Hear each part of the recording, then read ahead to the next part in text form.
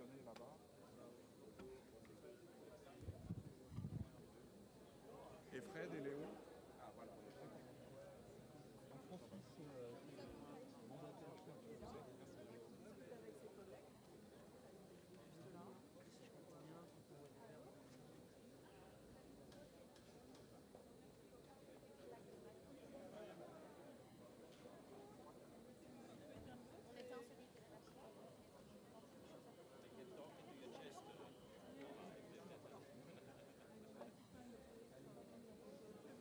Non, non, celle-là, non.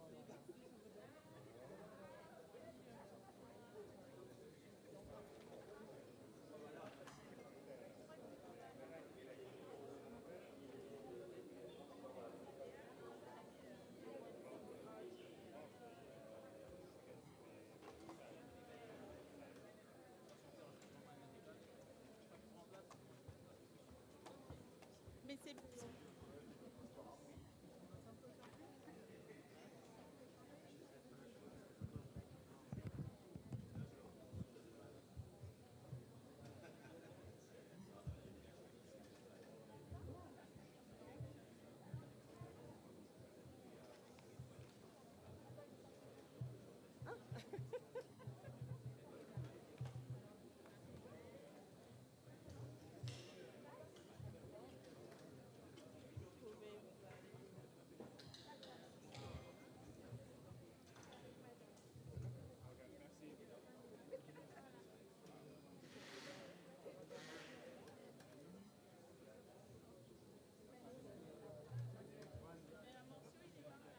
Ah bon, voilà, des demandes chaudes.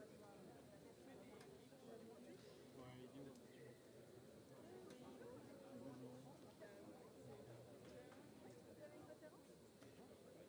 Oui. Bon, alors allez-y. Tu vas bien? Je pensais pas te voir ici. Je suis là. Pardon, excusez-moi.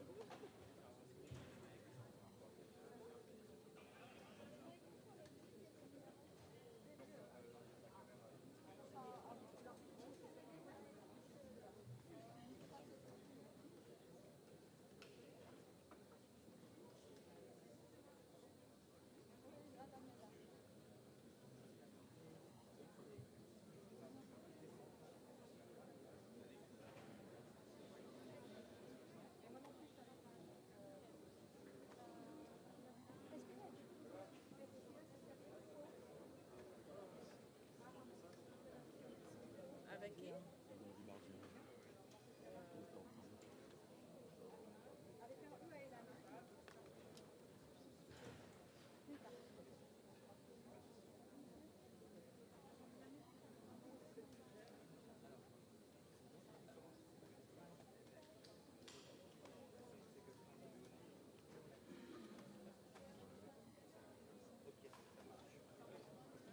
Merci.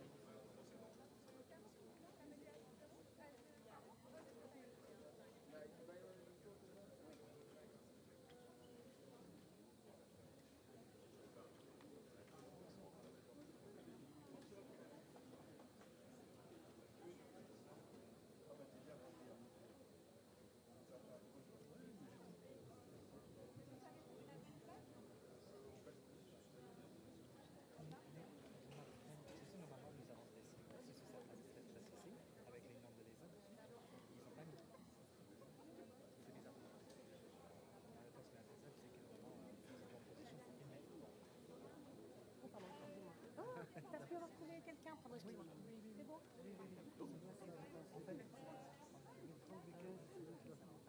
Qu'est-ce que t'as toi? En fait, on fait comment?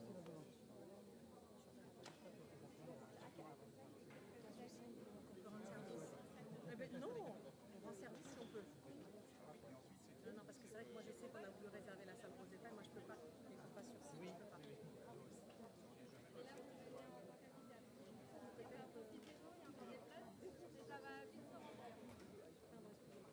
On peut envoyer le jingle? Il n'y a pas de jingle pour demander aux gens de s'asseoir?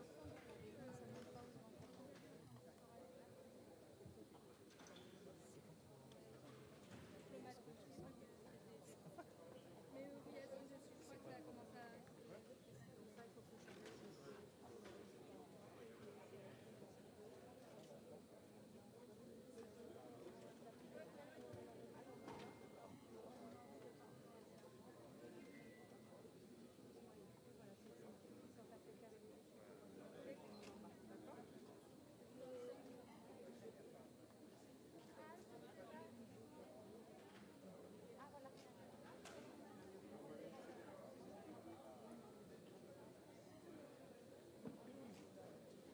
Vous voulez un copain ou pas? C'est bon?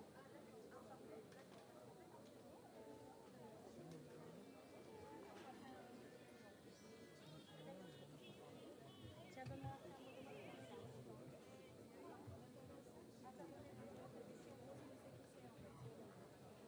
Damien, pour rentrer.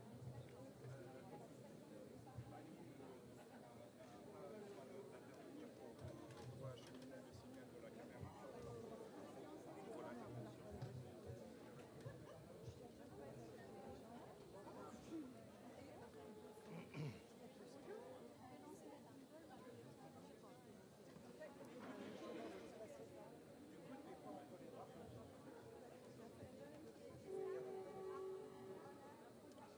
Bienvenue au Centre spatial lyonnais, Port spatial de Lyon.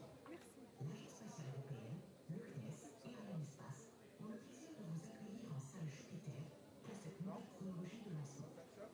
Vous pouvez suivre les étapes du lancement sur les écrans du centre de contrôle.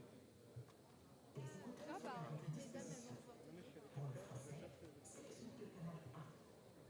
Merci de laisser ces écouteurs sur votre siège en partant. Vous pouvez vivre l'événement en direct depuis la terrasse ou Je passe, hein, le désolée.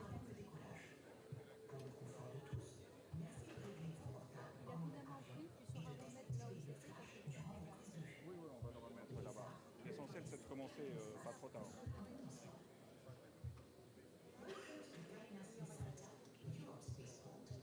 The European Space Agency, CNES, the French Space Agency, and Arianespace are very pleased to welcome you to the Jupiter VIP room for this new launch chronology. You will follow the live broadcast on the screens of the control center. Headphones are available on the seat. For English, select channel 0. Please make sure to put the headphones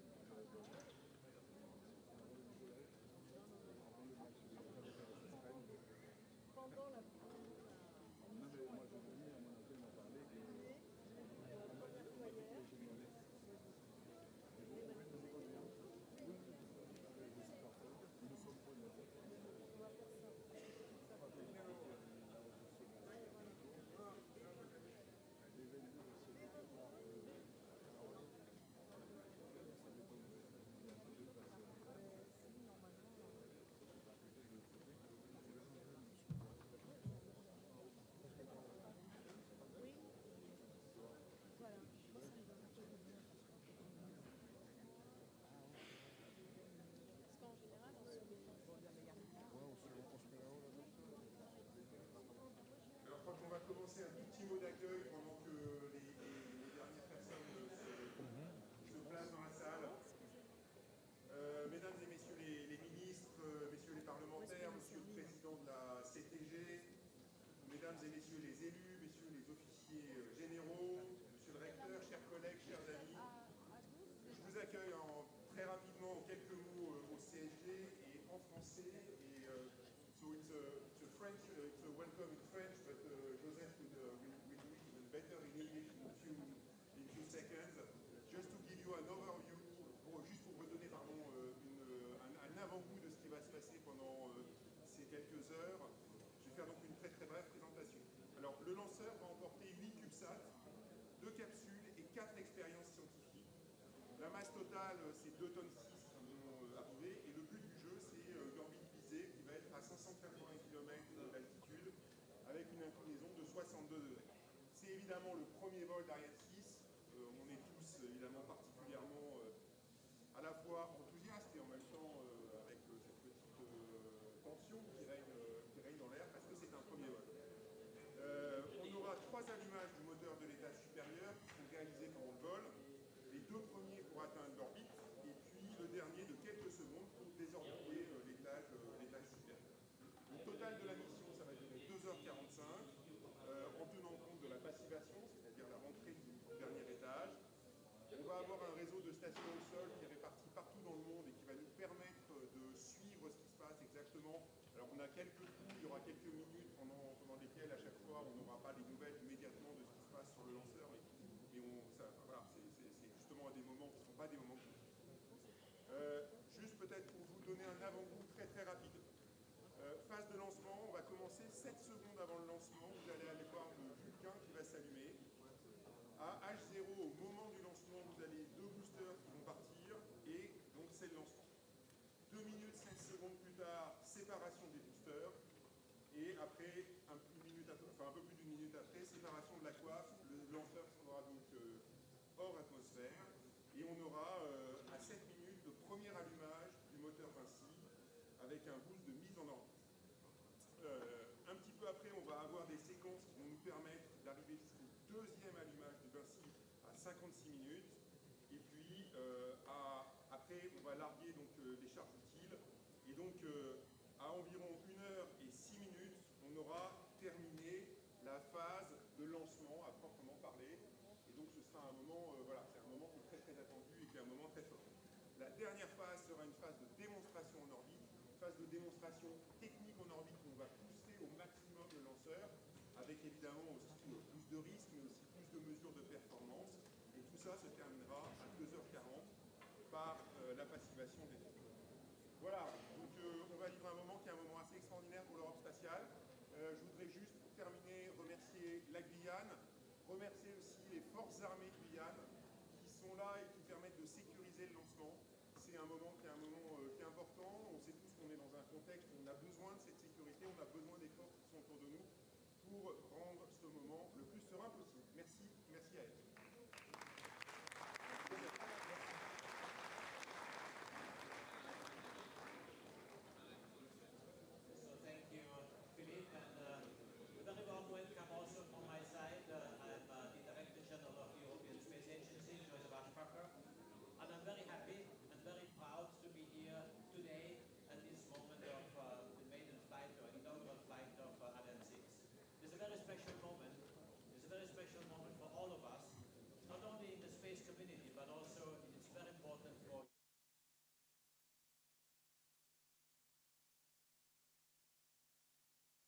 Future.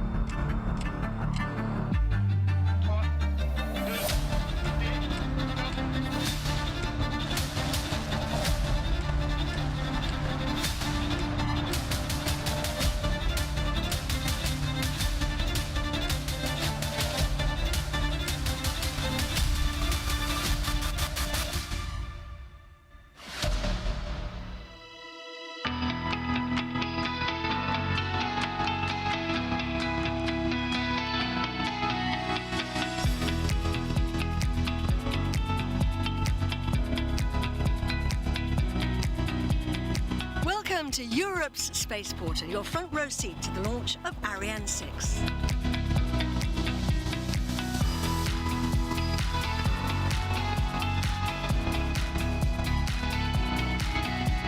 Le lanceur est juste derrière moi, sur son bâti, et sous la coiffe confortablement installée, les CubeSats et les capsules, prêtes à décoller.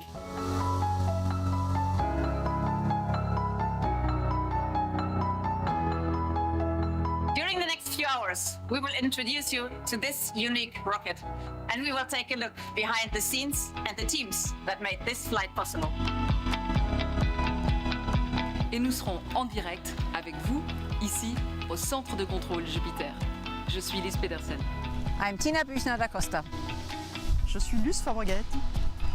And I'm Katie Haswell, and we're all delighted to bring you the live coverage for the first launch of Ariane 6.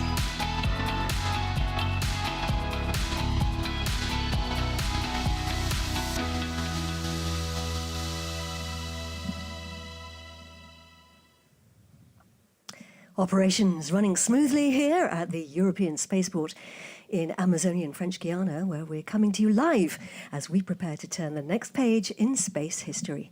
Europe's newest rocket, Ariane 6, is on its newly built pad preparing for its first journey into space.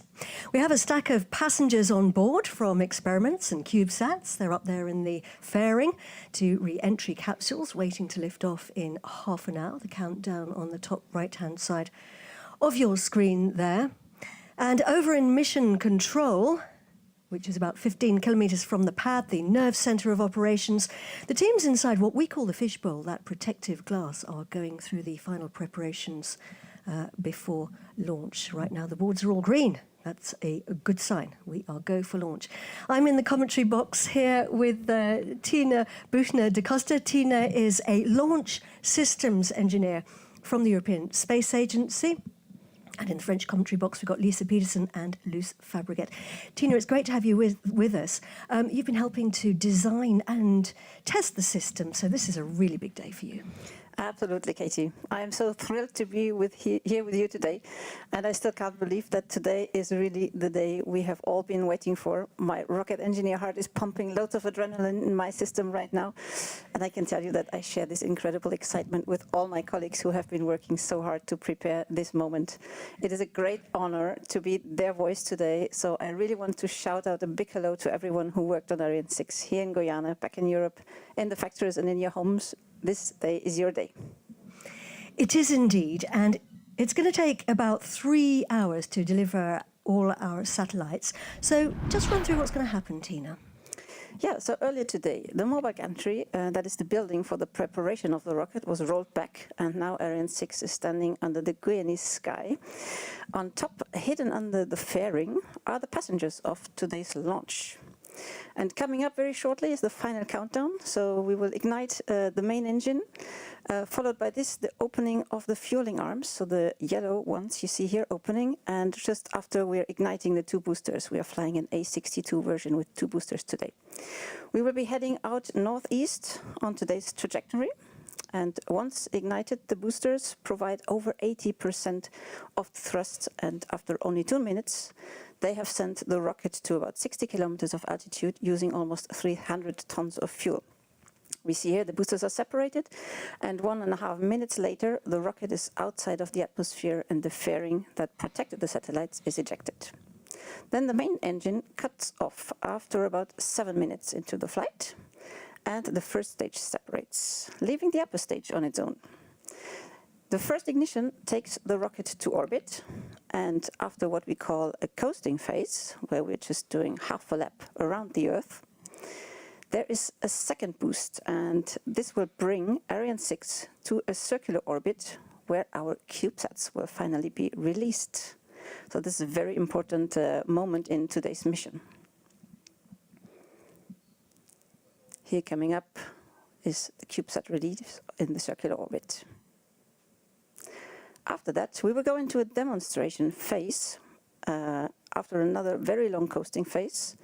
And this coasting phase is also a crucial part of our mission today, where we prove the novelties of Ariane 6. And at the end of this, the upper stage will flip in space and restart the Vinci engine to brake and set itself on a collision course with Earth, burning up in our atmosphere and limiting space debris. But before it touches atmosphere, 2 capsules are set to detach and head on their own mission to survive the extreme temperatures of the re-entry. And all 3 elements will then splash down in the Pacific Ocean, far away from civilization. This will end our mission. So that's what's coming up, and here we are now on the pad. Ariane 6. So far, all the tests on Europe's new rocket have been done on the ground, but today it's set to prove itself in space. Indeed. Today is a major step towards the qualification of Ariane 6. With inaugural flight today, the rocket will experience really for the first time its real conditions in space. This is especially true for the upper stage and all the ballistic phase, because there's only so much that you can actually test on Earth. Indeed, and you and the teams have been practicing with a test model of Ariane 6. So I wonder how it feels, Tina, to actually have the real thing on the pad today. Well, you hear my voice vibrating for a reason. It's super exciting, but on the one hand, it somehow feels like a déjà vu, because we have indeed done quite a lot of thorough testing, and we repeat today what we already did several times. We have tested all the systems, and we have, of course, tested the engines on the ground. But this time, when we ignite the boosters, we will have to let our baby go. And I can tell you the concentration and tension among all the teams is quite intense right now. And Ariane 6 has been designed to carry all kinds of different spacecraft. And of course, the satellites are continually evolving, so versatility has to be the key. What's new on board? The main change is that Ariane 6 has a reignitable cryogenic upper stage that can switch on and off with the help of another brand new feature, which we call the APU. We will introduce that later. Ariane 6 was built to be modular and flexible, and we can reach several destinations in one flight. It's a bit like a bus that allows its passengers to get out at different stops on request. And today we also have a lot of different passengers on board the bus, and they need to go to different destinations, so we will test that. Organisations across Europe have come together to build Ariane 6 and guarantee Europe's continued access to space. Let's find out more now about our new rocket, Ariane 6.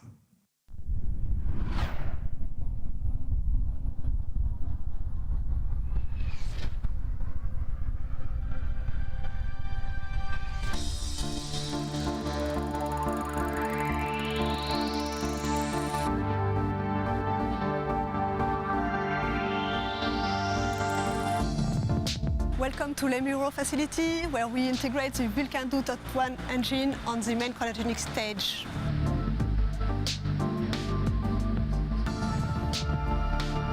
Here in Lemuro, we assemble and test the complete lower liquid propulsion module.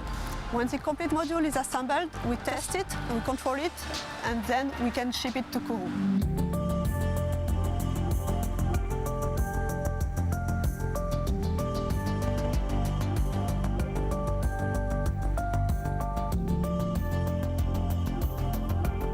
Ariane Group and ESA opted for a very polyvalent, adaptable design for Ariane 6. No compromise on performance and a much broader range of missions.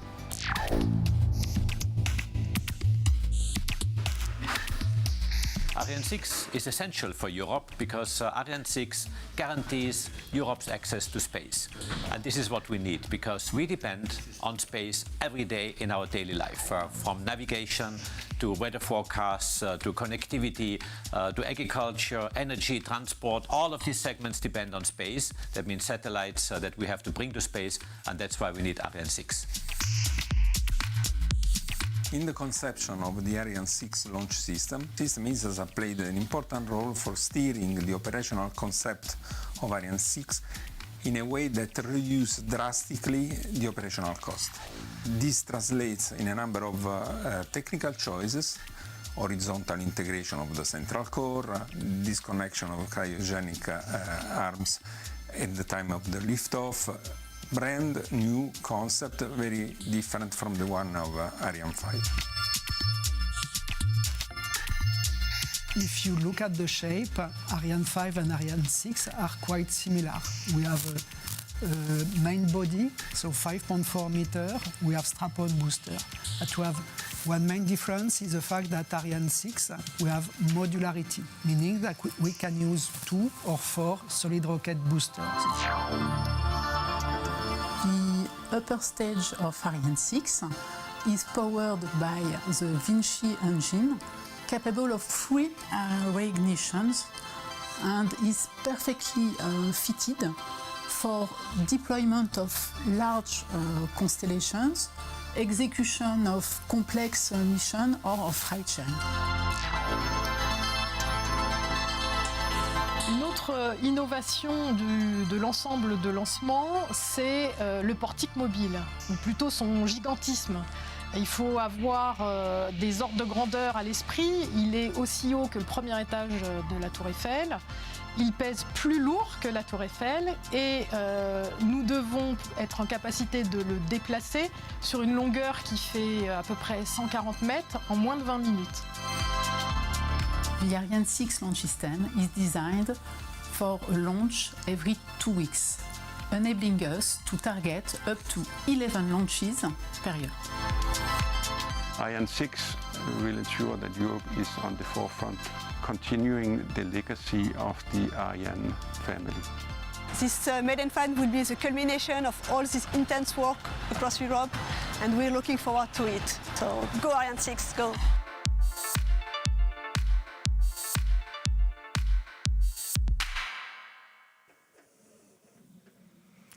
Well, a rocket is nothing without its launch pad, and we've built a whole new launch system for Ariane 6, which really is a massive feat of engineering.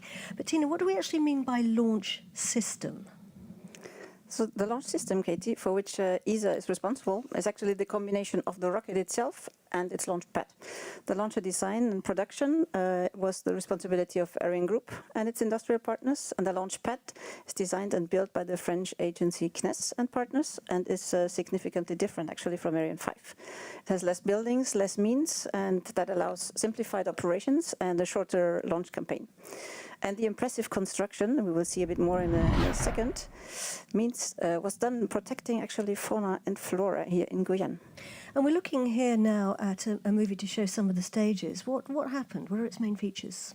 So everything started with earthworks and excavation of this 28-meter deep hole. This is where the launch pad now has its flame exhaust ducts. And here we see the start of the railwork for the mobile gantry, so this colossal Eiffel Tower on rails. The building that is used to actually access all the platforms. And you remember, Katie, we've been in there. Yeah, very impressive. Floors. Here we see the steel structure actually being built in a time lapse. And on the left side of the movie here, you see the water tower that is actually used to damp the noise at liftoff. And on the right side, you see the exhaust flame ducts for the boosters. Huge concrete structures, actually. That's where all the flames of the fire comes out. Yeah. This here is the assembly building for the 2 stages. Now we do that in horizontal integration, which reduces the cost. And here we see some pictures of the installations for the propellant storage, handling and transfer. There are thousands of components and valves, and actually a lot more than what we see here is underground. Quite impressive galleries. Quite a labyrinth under there. We have a look here at the water pool, which is equipped with the spark igniters. This is where we burn the hydrogen from the line's cooling process or when it evaporates during filling operations. And here we have a quick look at the water system test. And the water is actually being recycled after every launch. And to finish, we see a mock-up that was used to train putting the rocket in vertical position. And finally, the cherry on the cake for the launch system was the long firing test we did last year in November, where we qualified the main stage flight. The hot fire test, as it's known. So we have a number of passengers on board the bus today, sharing their ride. All spacecraft, of course. We don't have any people on board. The biggest one is about the size maybe of a satellite dish, and the smallest one is the size of a little box of matches that you could fit in your pocket. We have satellites from commercial companies, space agencies and universities, and they range from established players like NASA to students designing their first ever satellite. And most of them, well, they're testing their technologies, aren't they, to check that they actually work in space, right, Tina? Yeah, we do have lots of different fascinating small spacecraft on board indeed. Some are detecting gamma ray bursts, so the most powerful explosions in the universe. Some are tracking wildlife. We have one checking which materials actually work best to get rid of heat in space. And one is testing a technology for a kind of a Wi-Fi in space, but using light instead of radio waves. And of course we have two who will return to Earth, so 2 re-entry capsules. Some really interesting stuff on board there, and we'll be finding out more about them later, of course. But before launch, all eyes are on these status panels. The green panels, that's a good sign, the fact that they are all green. They're showing us the go, no-go status across the base, a little bit like traffic lights. They all need to be green for a launch to go ahead. Indeed, so what we're looking for are actually 3 main systems. And these panels are showing us the health of those systems. There's the launcher with its ground systems. Maybe it's not very visible on the screen. So we call it the ensemble de lancement and the lanceur. It's on the right side of the panels. Not sure visible for everyone. The second one is actually the satellite, so the so-called payload stack. And then there's a third group that we look out for. They are all part of the range. Now we see it better. The range includes actually telemetry, radars, the weather, and safeguarding. And today we have still a very comfortable launch window. Now it's 3 hours. We had a little delay because some routine checks in the ground segment equipment happened earlier this morning. Yeah, but it means that there's still plenty of time to fix any glitches if a panel turns red. And we have a couple of control rooms on the job today. We have mission control, which is what we're looking at, I don't know, 15 to 20 kilometres from the pad. A bit like the air traffic control tower at the airport. And closer to the pad, we have launch control, a bit more like the cockpit of the plane. Of course, the rocket does go on autopilot after liftoff. Tina, this is your home. Indeed. This was my home the past month. You've been there this morning? Yeah. So this is where we actually get the launch pad and the launcher ready for liftoff. There are 2 teams working here in very close interaction. This is the team doing the actual operations. So these guys are having their hands on the rocket and on the pad, opening the valves, sending in the fuel, switching systems on and off. And next to this room, there's the room for the design authorities, as we call them. So the people who designed the system. Here we have them. This is where I would be sitting. So they see each other and they're separated only by a glass wall. During operations, the designers monitor what is happening in the systems in real time, checking temperatures, pressures, currents, and they see immediately when something looks a little bit unusual or when things go slightly off track. And then they meet and troubleshoot in real time. So this is here what we call on site the base avant. And they are supported by engineers who actually have the exact same information than we have here in French Guiana, back in Paris, close to Paris. Here they are in Space Code. So all of them belong to the design team in Ariane group, and they are actually the support office base arrière. It means we can engage more brains to solve trouble if we have some. The more brains, the better. I wonder how it feels to sit in there, Tina. It's an absolute dream job. Right, we have the last weather check coming up. There's our rocket, Ariane 6, standing tall on the pad. We are actually on the Amazonian coast of French Guiana in South America. It's hot, it's humid, it's been raining all morning. The operational teams, they can control a lot of things, can't they, Tina? But not the weather. We're in the lap of the gods. That is true. We can't control the weather, but we can monitor it. And that's actually very important. Weather conditions must be right for the launch to go ahead. So we always have our eyes on the weather. And is rain a problem? Well, it is a problem only for the photographers, not for the rocket. It's not made of sugar. Well, that's a good job. As I said, it's been raining this morning, otherwise it would have melted. But Exactly.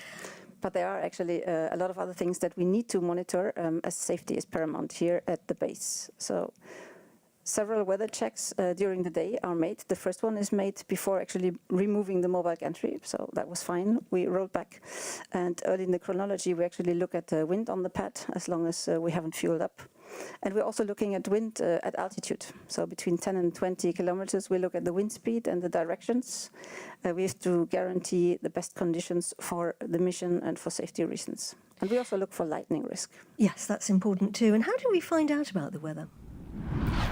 So here we see the weather station here in Kourou, and they are launching weather balloons carrying instruments that send back information on atmospheric temperature, pressure, and humidity. And at the same time, we also have sensors around the launch base and at the coast for wind and for lightning. And here we have a look at the launch pad. We can see that we have 4 huge lightning masts, so we are protected on the pad in the case of lightning. But of course, once we lift off, we have to be sure that there's no lightning risk once we head out. Tina, you've been working here on site for, some weeks, I believe, and some of your colleagues have been here on the base for months, getting ready for today. So I'm guessing that you all get to know each other pretty well. We call this process of preparing the rocket and the spacecraft the launch campaign, and there are a number of different things that happen during that time. So Tina, just run us through some of the main events of the launch campaign.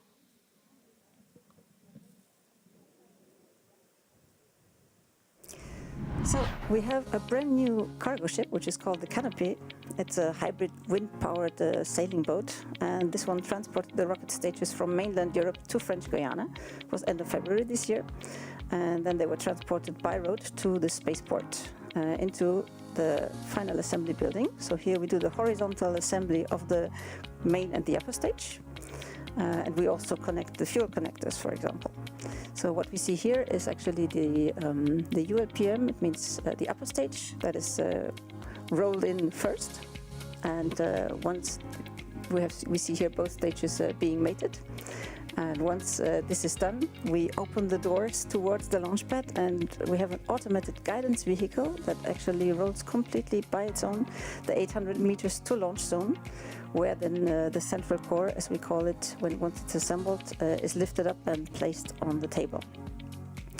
The boosters, they are actually prepared in a separate booster preparation building, and they are transported on their own transport means, which is a delicate operation because they are already filled, obviously. Once they are then connected to the rocket, we move over to the satellite preparation building that we see here.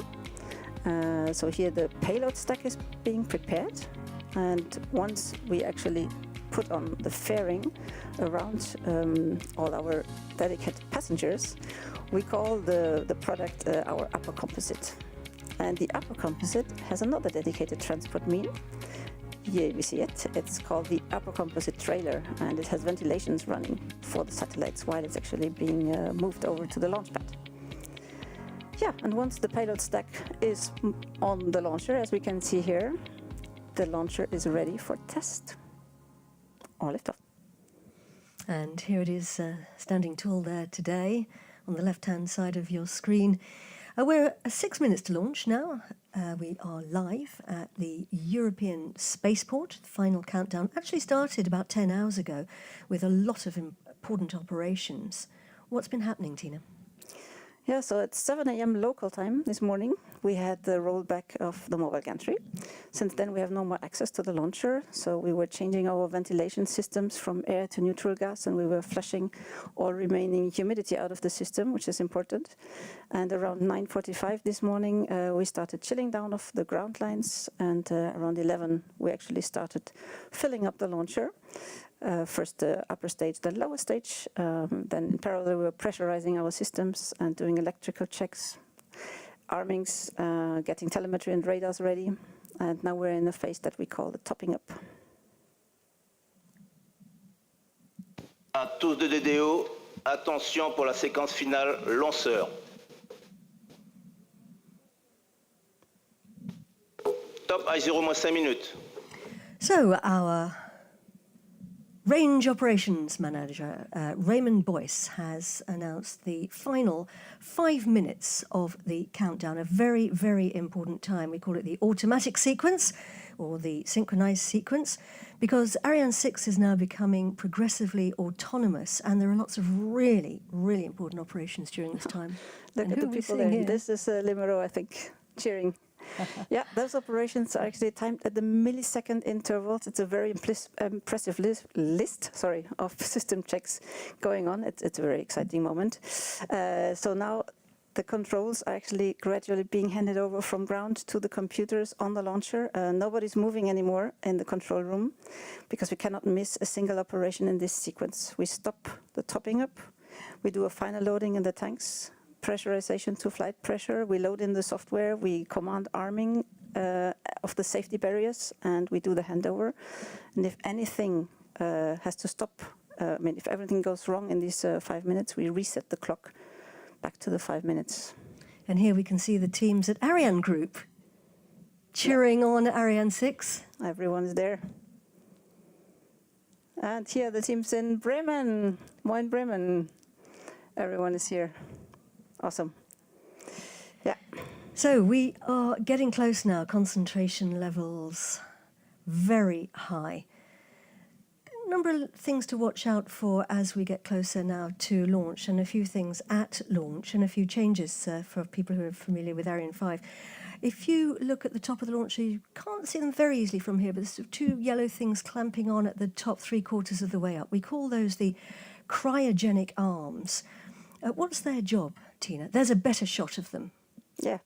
So we are fueling the rocket with liquid oxygen and hydrogen that we send through these arms, and the propellants actually have to be kept at very low temperatures. Liquid hydrogen at minus 253 degrees, and liquid oxygen at minus 180. And we still lose some of these propellants through evaporation. Right now we cannot really see it because we are in daylight. Otherwise, you would see smoke coming out. So we need to top up the tanks until the last seconds, and we do the exact same thing that we do here on the upper stage, as you can see, also on the lower stage. Here we have the pictures of the lower stage, actually, the fueling system on the lower stage. And so these massive fueling and pressurization systems, they will be disconnected and retracted at liftoff. It's a command that is sent just 300 milliseconds before we send the command to ignite the boosters. And another thing to look out for now, just before liftoff, is at 7 seconds before liftoff, the Vulcain engine will be ignited, and that allows us actually to check it is running smoothly before we ignite the boosters. And once the boosters are switched on, of course, we lift off. There's no holding us back. And another thing that you might see are the plume effects of these boosters. So the extreme heat of the booster waves onto the launch pad need to be managed. And here we have a look at Vulcain, so we will see it firing up in a minute. This is the main Vulcain engine on the main stage. Indeed, indeed. And we see here that we are getting a bit lonely in Jupiter too. Everyone is yes, all the teams to the terrace. Everyone going out onto the balcony to watch the launch in real life. We're getting close now, coming up to the 1 minute mark. The range operations manager getting ready to call that out. À tous de DDO, attention pour moins d'1 minute.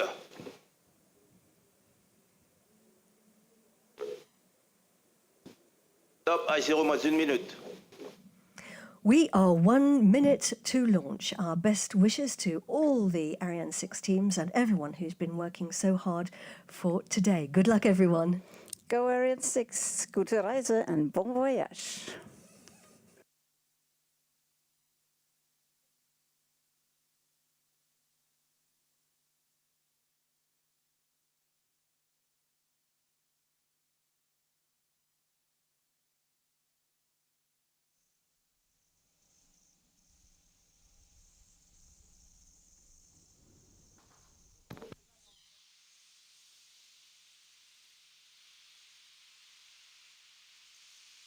À tous de DDO, attention pour le décompte final.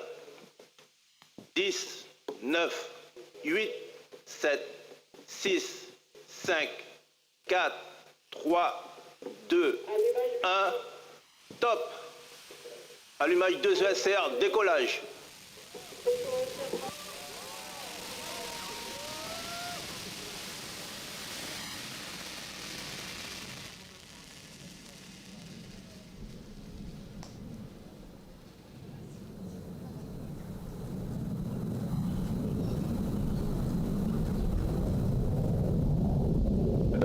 Nominale. Trajectoire nominale.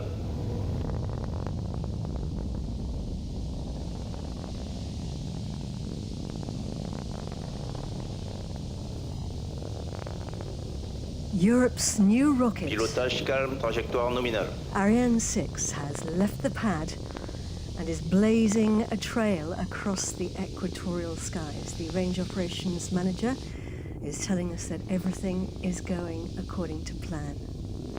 Tina. And I didn't know my heart can pump so fast. Oh my God. Trajectoire nominale, pilotage calme. We're rumbling now. And Jupiter too. We hear her. It's quite a sight. Oh, she's coming, she's coming. Oh my gosh. This is happening. It's the most incredible feeling. We're on the edge of tears here in the commentary box because this is a big day and a big moment. Trajectoire nominale. Actually, the building's rumbling around us now. And look, these are the live images from the cameras on board. We're looking at the booster. We're looking down. We're looking downwards. One of the two boosters, we can see the flames coming out of that booster because, of course, the Position de la boosters, télémesure pour la station de Saint-Jean, propulsion nominale. boosters are doing all the work.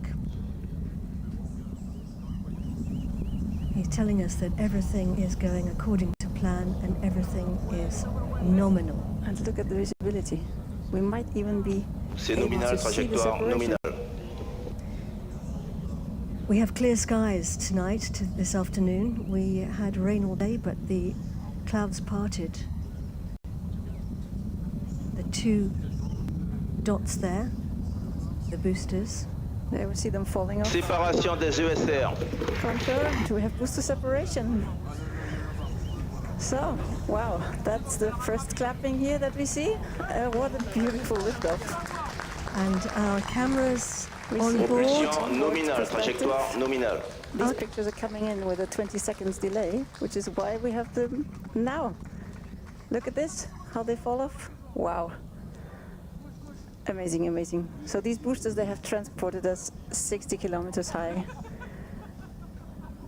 And we can see that dot is Trajectoire nominale. telling us that the trajectory is normal, everything going according to plan. That's the engine on the main stage that you can see there. And we've got a camera inside now. What are we looking at here, Tina? Oh, we're looking so back down at the Earth. This was actually a camera inside the interstage, so we will be able to see when the lower stage separates. That's coming up. But now we have actually lost half our mass already because the boosters have burned almost 300 tons of fuel in 2 minutes. Pilotage calme, trajectoire nominale. Everything nominal, And as we're the range getting- operations manager says. Yes, and we're getting close now to the next thing, which will be the jettisoning of the fairing being the nose cone of the launch vehicle, which is where the passengers are sitting. Séparation de la coiffe. We even see the, wow, that's amazing. We had confirmation there that the fairing has been jettisoned. Yes, so the fairing that was protecting our spacecraft withstands all the pressure and the heat, and once we stuck out the nose out of the atmosphere, we didn't need her anymore, and it has been jettisoned. So what we're looking at now is the main stage, which is what we're burning on the right hand of the screen. Us, and this is the live camera from orbit, and we see the fairing falling off there. And amazing pictures. You see how it twists? I believe, Tina, that I'm right in saying that's Trajectoire what nominale, we- propulsion nominale. Exactly. And we also see on the screen on the right side actually the telemetry. So on the top you see the trajectory. So in green the planned trajectory, and in yellow the actual flight trajectory, everything going nominal. So you have altitude over time. And in the middle you see our ground track. You see exactly where we are over the Earth. And on the right side you see our altitude. We're already in 140 kilometers. Trajectoire nominale, il reste moins de 3 minutes de propulsion du Vulcain. 2.4 kilometers per second, and the main stage is operating. It is, and you can see it here. It's a great big tank of fuel. Indeed. So it is a 32-meter high cylinder, weighs 23 tons when it's empty, and it can carry 154 tons of cryogenic propellant, supporting the upper stage and the boosters. For our technical audience, we don't have any common bulkhead anymore, so we have now 2 separate tanks. And this makes the handling of the pressures a bit easier than on Ariane 5. And it's burning a very powerful Propulsion engine. nominale, trajectoire conforme à l'attendu. He's telling us that the Everything nominal. trajectory is normal. Exactly. Yeah, Vulcain engine is now simplified, mainly for cost reduction reasons with regard to Ariane 5. The nozzle manufacturing is completely different, and the gas generator is made of additive manufacturing. Il reste moins de 2 minutes de propulsion du Vulcain. Telling us that there's 2 minutes left of propulsion on the Vulcain engine. So the Vulcain engine has a new challenge because the booster plumes impact at liftoff. They're actually so high that the thermal protection around the nozzle actually had to be beefed up a bit, and we have tiles now around the nozzle, and the nozzle itself also has a new manufacturing method. So it's a more simple and cost-effective design right now. We're getting closer now to the next phase, which is switching off the engine and jettisoning the main stage, because of course we want to lose each section of the rocket as we climb higher. The lighter we are, the faster we go. So we're separating the next stage, but that's actually quite a complex process, isn't it? Indeed, because you have to detect first that the rocket is actually ready for separation. This is done by the guidance algorithm. And afterwards, the Vulcain engine is cut off. And 6 seconds later only, we will see separation of the stage, initiated by pyro commands. And we do that by actually extending a set of springs. And the push that the lower stage does to get rid of the upper stage, or the other way around, to push itself away from the upper stage, has the same push, or the same thrust, as we call it, as the Vinci engine, but it only does that during 0.2 seconds.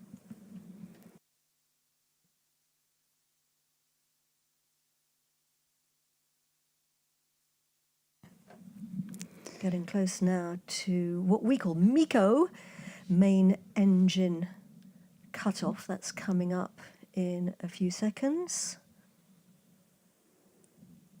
Fin de mission sauvegarde. Telling us that the safety mission here at the Space Center is now finished. We should be seeing something. Extinction du moteur Vulcain. We have confirmation that Vulcain has switched off. Séparation LLPM. And the lower stage has separated, so he gets these informations before we can see them on the screen.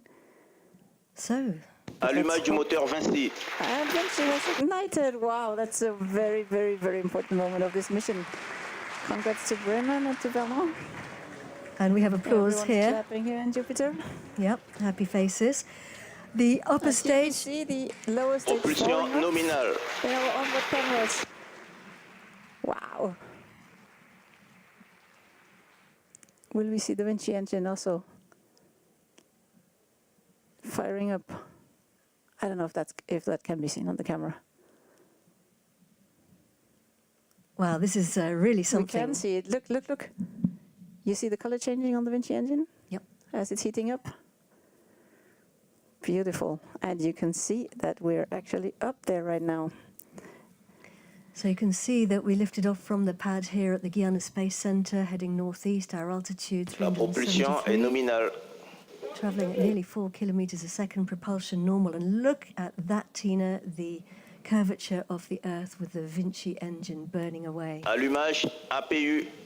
And here we hear calling out that the APU, a new feature actually on the Vinci, on the upper stage of Ariane 6, has also switched on. So there's a lot of good news coming in here, because the big innovation actually of Ariane 6 is, of course, the reignitable Vinci engine. It can switch on and switch off, and it does that by the help of the APU. Pilotage calme, propulsion nominale. So both are running as planned.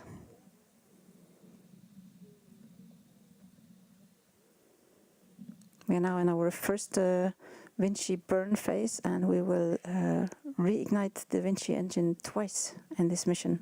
A big shout out here for the Franco-German cooperation. The upper stage is designed and built by Ariane Group in Bremen in Germany, and the engine was designed in Vernon in France, and the whole stage has been put under test in Lampertshausen on a brand new test bench designed by the German Space Agency, the DLR. And that's an immense effort, immense team effort to get this tests done. So they're all going to be very happy. The first Ariane 6 is off the ground. Let's take a little look now at what's coming up for Europe's launchers in the future.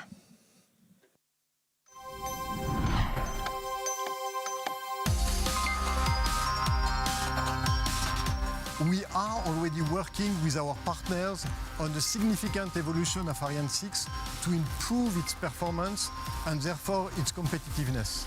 It includes evolution of the solid boosters and evolution of the upper stage engine, the Vinci engine. For institutional customer, we are going to deliver for the European Commission and ESA for Galileo. Propulsion we nominale, are going to trajectoire deliver nominale. for CNES TGA and optical satellite. Regarding our commercial customers, we will deliver for the Kuiper project, and we have 18 launches to deliver for this constellation. And we will also deliver for telecommunication operators such as Eutelsat, Intelsat, and Optus. Today, what we are doing with our partners is to make a steep industrial ramp-up to increase the production in order to fulfill all the expectations of our customers. Un des enjeux de la rénovation du CSG, c'est d'être capable d'avoir plus de vols et d'être capable de réduire les délais entre deux vols consécutifs. Et donc c'est pour ça qu'on numérise la base, entre guillemets. Ça va nous permettre de faire ces passages d'un client à l'autre beaucoup plus rapidement. Et ça, c'est un enjeu majeur pour la base, mais aussi pour les clients, parce que ça veut dire qu'ils auront propulsion nominale, trajectoire pour trouver le bon slot pour leur. In the short term, we are preparing how Ariane 6 can better fit a very quickly evolving market. For instance, with new boosters that have more capabilities. In the midterm, it can be the preparation of such a thing as reusable stages and engines. We are preparing Prometheus and Themis demonstrator. Ariane 6 will be guaranteeing Europe's independent access to space for decades to come. It will launch missions to the moon, cargo to the surface of the moon, and it will launch our scientific satellites such as Envision to Venus. The role of ESA will evolve. Acquisition de la télémesure par la station de Santa Maria aux Açores. Paradigm shift for Europe, something that we very proactively pursue is part of my strategy to really change ESA, transform ESA, but also space in Europe. And yes, this is something I'm really looking trajectoire forward to. nominale.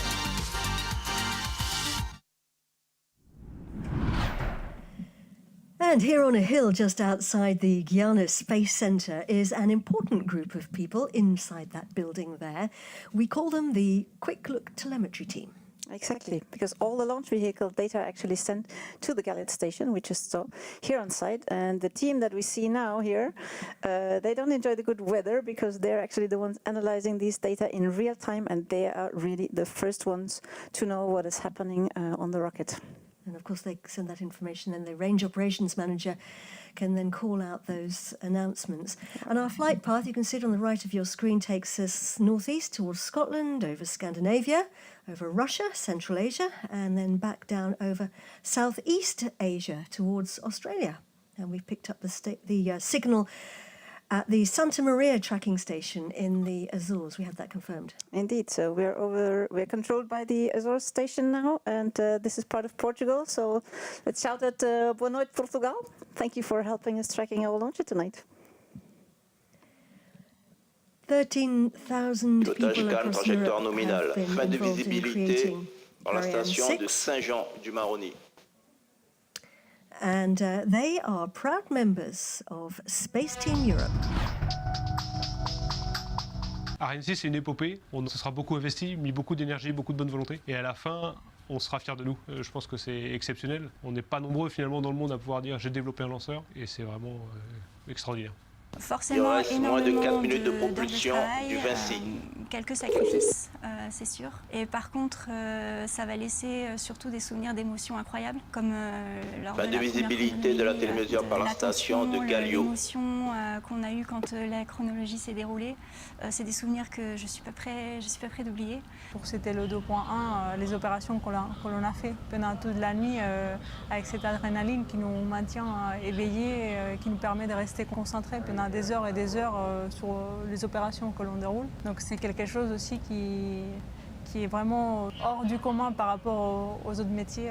C'était le Covid, on travaillait sous le portique avec les masques, la chaleur, etc. C'était un petit peu l'enfer à cette époque-là, avec les contraintes sanitaires, etc. Mais les gens étaient là, les gens étaient volontaires et c'était incroyable de voir cette énergie malgré toutes les contraintes pendant ces essais et à la fin les avoir conduits avec les succès qu'on connaît aujourd'hui. Il est quand même nécessaire d'avoir une cohésion d'équipe importante, d'avoir une entraide entre les différents industriels et les différents spécificateurs et aussi d'avoir quand même une aide de la part de l'ensemble de nos familles parce qu'avec le temps que l'on a passé hors de chez nous, c'est quand même important à dire.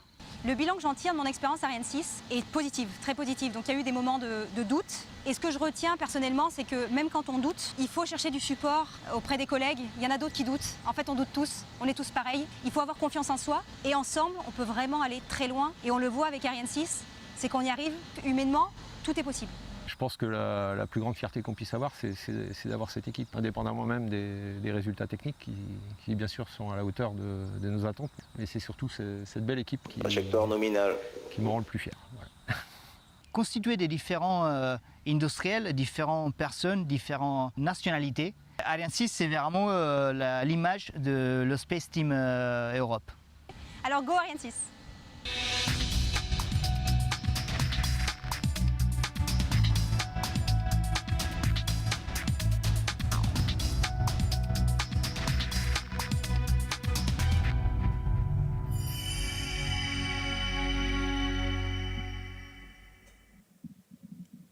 That's your gang, Tina, and your colleagues, right? Indeed, that really warms my heart, and it's such a pleasure to see these people here. They are, of course, my colleagues, but they have also become friends now, and it really feels like we have become a big family, you know, between ESA, CNES, Ariane Group, and all the partners, and we have all given so much of our energy, long working hours. We know each other really well right now, and this human adventure that we all share is, I think, what you really feel when you watch this movie, and really. A big cheers to all of them and to all of our families actually who supported this incredible time, because to all this team and to our families, this is where I really want to dedicate. Il reste moins d'une minute du moteur de l'étage supérieur, Vinci. So we have 1 more minute before we actually supposed to have cut off of Vinci, and let me use this. They were talking about the adrenaline in the movie, but also what helps our adrenaline and what keeps us up is coffee. So Katie, I have a fun question for you. Oh dear. How much coffee do you think was ordered and drunk in the Launch Control Center in the past 2 years, where we did early testing and testing of the rocket? I can only imagine you're going to tell me it's an awful lot. We have actually done the calculations based on our statistics of orders, and it was 600 kilos in just over 2 years. Oh my goodness, Tina. You lot drink a lot of coffee. That's what it takes to move a rocket up. Human rocket fuel. Vinci. And we just had the confirmation that Vinci actually cut off. Another big round of clapping here in Jupiter. Congratulations. Fantastic news. And we are where we should be at a speed of 7.56 kilometers per second, as you can see here. Everything nominal. 350 kilometers, sorry, of altitude. And travelling at nearly 8 kilometers per second, ladies and gentlemen, boys and girls, per second. And so that's the first major accomplishment. L'orbital à l'extinction du Vinci est nominal. Everything nominal. Everything nominal. So that's happy faces all round. Yes, and this is actually where Ariane 5 would stop its mission. We could be now on a transfer orbit to geostationary orbit, but with Ariane 6 we actually plan to take the mission further and reignite the Vinci engine, and this will allow us to travel to a second orbit. So we're going to be taking a break in a minute because we are scheduled to release our next set of spacecraft about 45 minutes from now, but we've accomplished this first hugely important phase. And look at that, Tina. That's the perspective from the rocket as she flies high in the sky. We have a beautiful planet that we're looking. We're very, very lucky, yes. So we're going to leave telemetry. We're going to leave the live cams up on the screen for you. We will lose the signal briefly between 24 and 39 minutes. That's perfectly normal. But let's take a look now at the Lego movie for some ideas of a new set that could be made.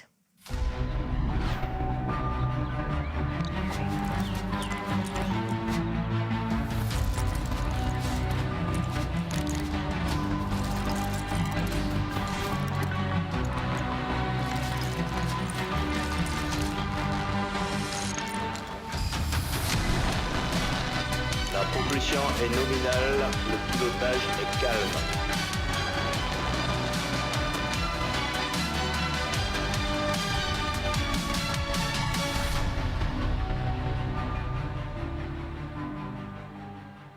Fin de la compensation APU.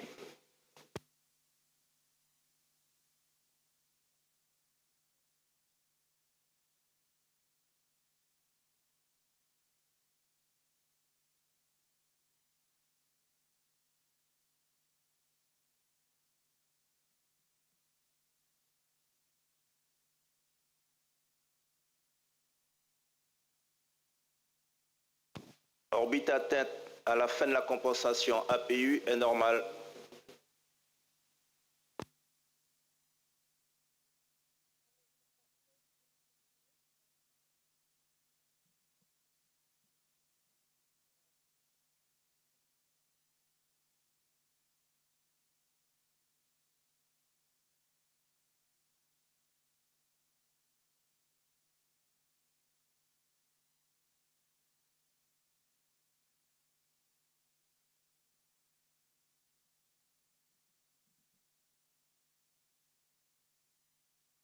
Acquisition de la télémesure par la station d'Ossaguel.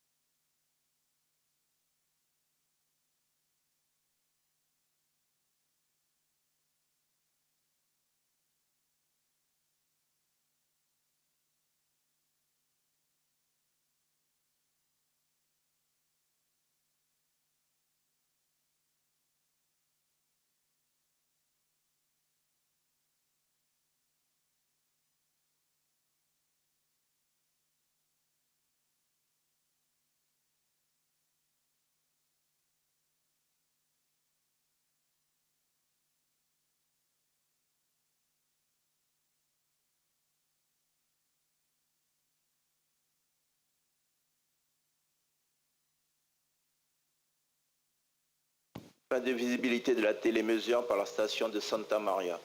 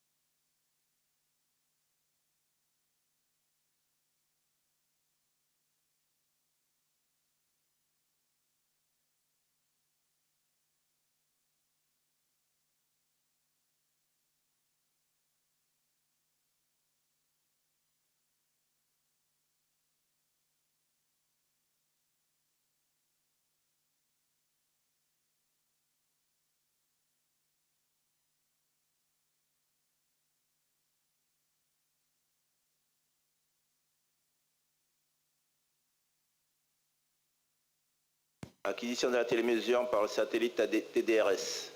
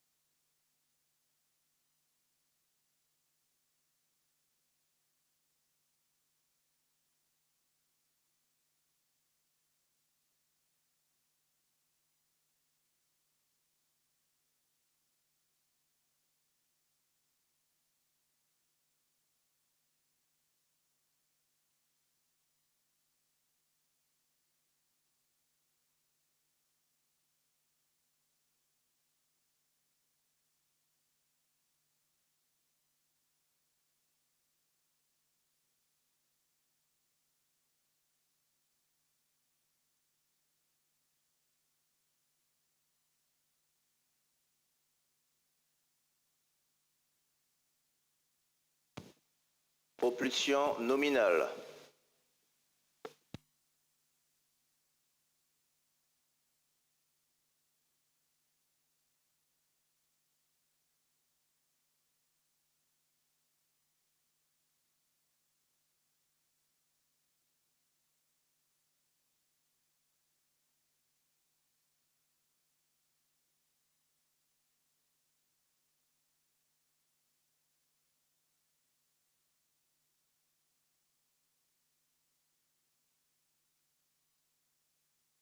Propulsion APU nominale, pilotage calme.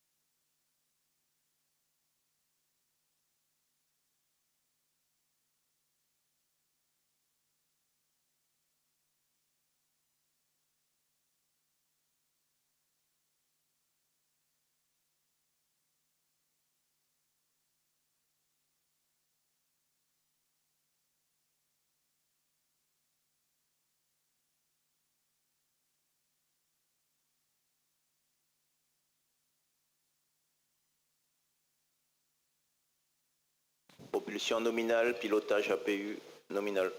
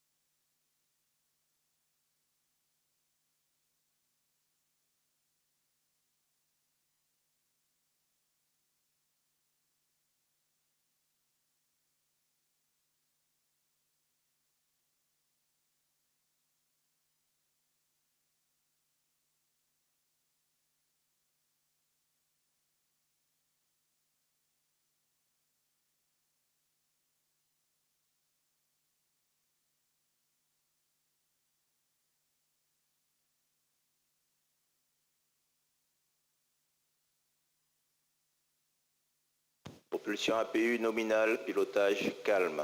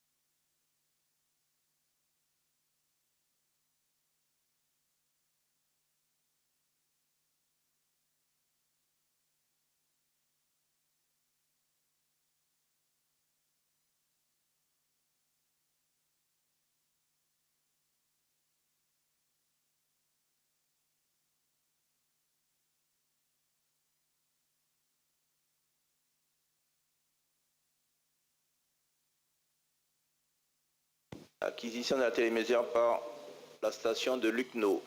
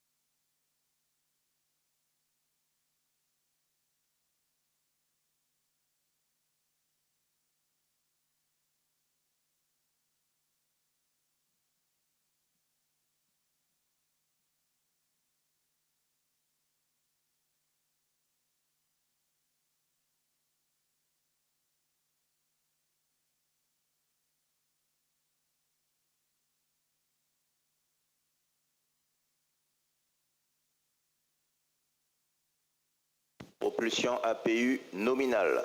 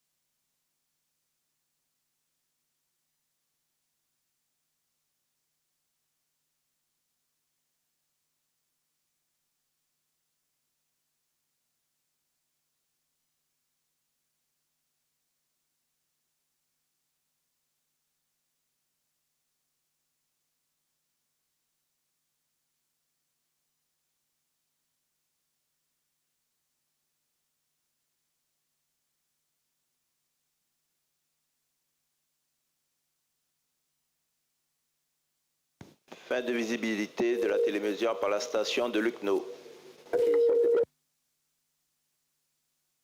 Acquisition TDRS.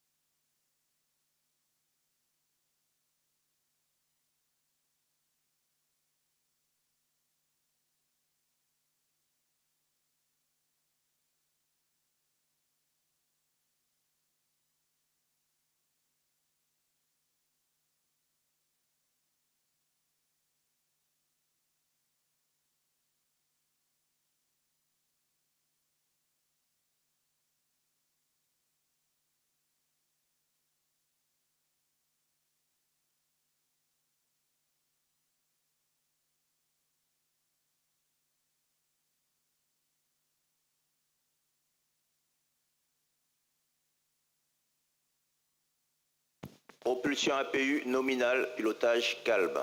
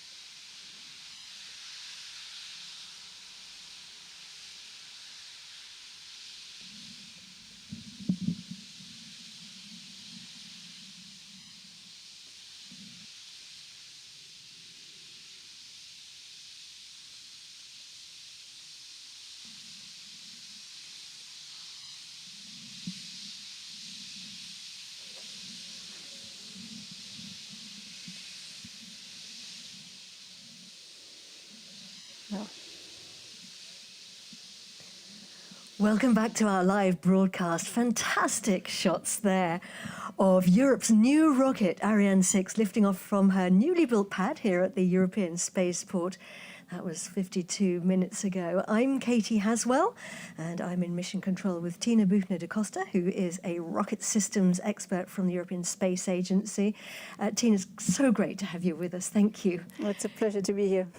It was an absolutely incredible launch. Ariane 6 performed like clockwork, and even the clouds parted and gave us clear skies for a beautiful view.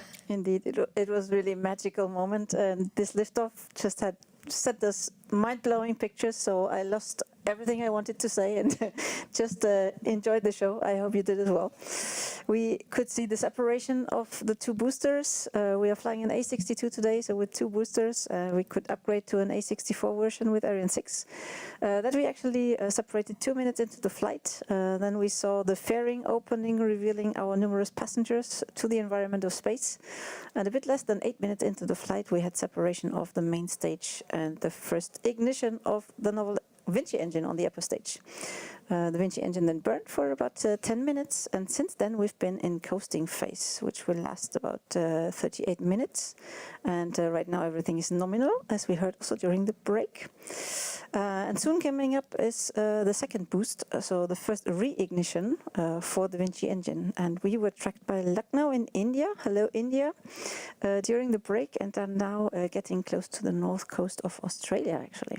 Indeed, and if anyone who's not familiar with the information on the top of the screen, we've got on the left-hand side the trajectory, that's the planned trajectory, and the white cross is the actual position of the launch vehicle. And then on the right-hand side, you can see our altitude, 550 kilometres above our planet, heading to low Earth orbit. We've travelled nearly 19,000 kilometres if you were to draw a straight line across the Earth from the pad, and Vitesse is our speed, nearly 8 kilometres per second. So we've been coasting without the engine for about half an hour now, but that doesn't actually mean that nothing's happening on board, is it? Because we have a new addition, and you did mention it earlier for Ariane 6, right? Yes, so you're right. At the moment, the Vinci engine is off. But when we are in coasting phase, the auxiliary propulsion unit, the APU, is actually running, and we heard the DDO saying that it's running nominally, which is very good news. And this piece of equipment is what makes Ariane 6 so versatile, as it is the key to the reignition capability of the Vinci engine, actually. What it does, it uses fuel of the two main tanks and can create a small thrust, a constant thrust, as it has two little thrusters mounted on the rear side of the upper stage. So what does it actually do? We need to manage three things to prepare the reignition. One of the things is the tank pressures. Second thing is the tank temperatures. And we also need to look for the position and the quality of the fuel. And so to illustrate this last point, position of the fuel. The fuels on board, they actually, once we are in orbit, behave exactly like astronauts that would be floating in space, so they would be floating all around. And this is not exactly what we want them to do, so we need them to stay close to the tank bottom to be able to guide them then towards the engine for reignition. It's a little bit like if you were preventing your champagne glass from spilling while you're running. So this is a bit the job that it actually has very to do. important thing to be able to do. Don't lose your champagne. So the APU actually creates a little bit of artificial gravity. And the second point I mentioned was about temperature. We need to avoid the propellant evaporating because that would mean a loss in performance. So while the sun is shining on the rocket, it heats up the tanks, and if the propellants then touch the tank walls, Acquisition d'un télémesure par la station de Nunorcia. So we have acquisition of New Northa in Australia. Hello, Australia. The second job of the APU is actually the tank pressure management. And this is the scheduled moment here for the switching on of the Vinci engine. Deuxième allumage Vinci. Wow. We have confirmation that Vinci has switched back on. That means the APU has also done its second job in repressurizing actually the tanks, which was what I was about to explain. Amazing, amazing. So we could save a lot of helium actually on our upper stage. Propulsion nominale. Yeah, propulsion is nominal. Yeah, we could save a lot of helium. Inspection du moteur Vinci. Because this is actually done by the APU. Amazing. So that means that we are now in a circular orbit around the Earth at 577 kilometers altitude. So this is a very big moment and a very important moment. The Vinci engine is switched back on again and off again. And here are the teams, the quick look telemetry guys and girls who we saw earlier on the hill outside the... L'orbite atteinte à la fin du deuxième boost Vinci est correcte. Yes, everything is correct as expected after the second Vinci boost. Outside the Space Center, and they're getting the information in, and they're hearing all those confirmations there. So, gosh, this is a very, very exciting launch, isn't it, Tina? One of the features of Ariane 6 is the flexibility. APU nominal. Everything nominal. Everything nominal. It's mind-blowing that we got here without any hiccups. This is a great achievement, I can say. It is indeed, and I was just saying one of the features of Ariane 6 is really having the flexibility, if you like, to deliver any type of satellite to any type of orbit with this engine that can switch on and off. What kind of missions will Ariane 6 be able to deliver? So Ariane 6 actually will come in two versions. I mentioned it several times. A62, the medium-sized launcher that we're flying today, and Ariane 64, which is more the heavy launcher version of Ariane 6 with 4 boosters. And it is actually designed to adapt to all kinds of mission and all kinds of customer requests. So the flexibility is key here. We have 2 different versions coming also for the fairing, and we will be able to launch all kinds of telecommunication satellites, navigation satellites, Earth observation satellites, scientific satellites, you name it. We can launch constellations in all kinds of sizes and different setups. Some very exciting missions there, and constellations, of course, are clusters of very small satellites close to Earth, often delivering high-speed broadband. So today we have 17 spacecraft on board. So we have a number of different passengers.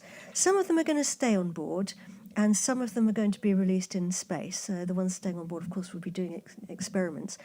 The first batch is going to get off the bus in about 6 minutes. They are CubeSats, which means they're very small cubes, some of them even as big as a Rubik's Cube. So what's actually going to happen? Well, 17 passengers, let the picture talk, because otherwise it gets too complicated. What we see here is in green we have the CubeSats.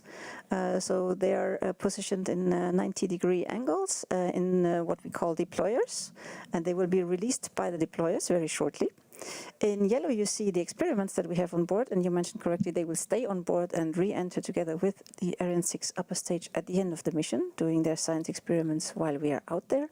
And in blue we actually have 2 re-entry capsules that we're going to release in about 1.5 hours time, because they will actually travel down to Earth on their own, testing re-entry technology. And the CubeSats that we're about to release, they will go out in 3 orders. So we'll send out 3 pyrotechnical orders, and the boxes will open up their doors and release them in our separation altitude that we have right now, which is 580 kilometers, exactly as planned. So our passengers are going to be testing a range of technologies to see how they work in space. You can see there we're being tracked by the new North Sea tracking station on the right-hand side there. Let's find out a little bit about them now, a bit more about them.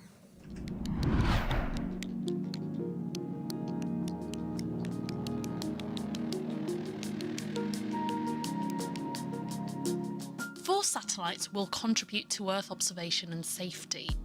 CubeCat-4 will detect several types of weather phenomena and also analyse land and ice coverage using the reflected signals from global navigation satellites like Galileo. Robusta 3A will measure the accumulation of water vapour over the Mediterranean Sea to forecast extreme rain that could lead to flooding in the south of France.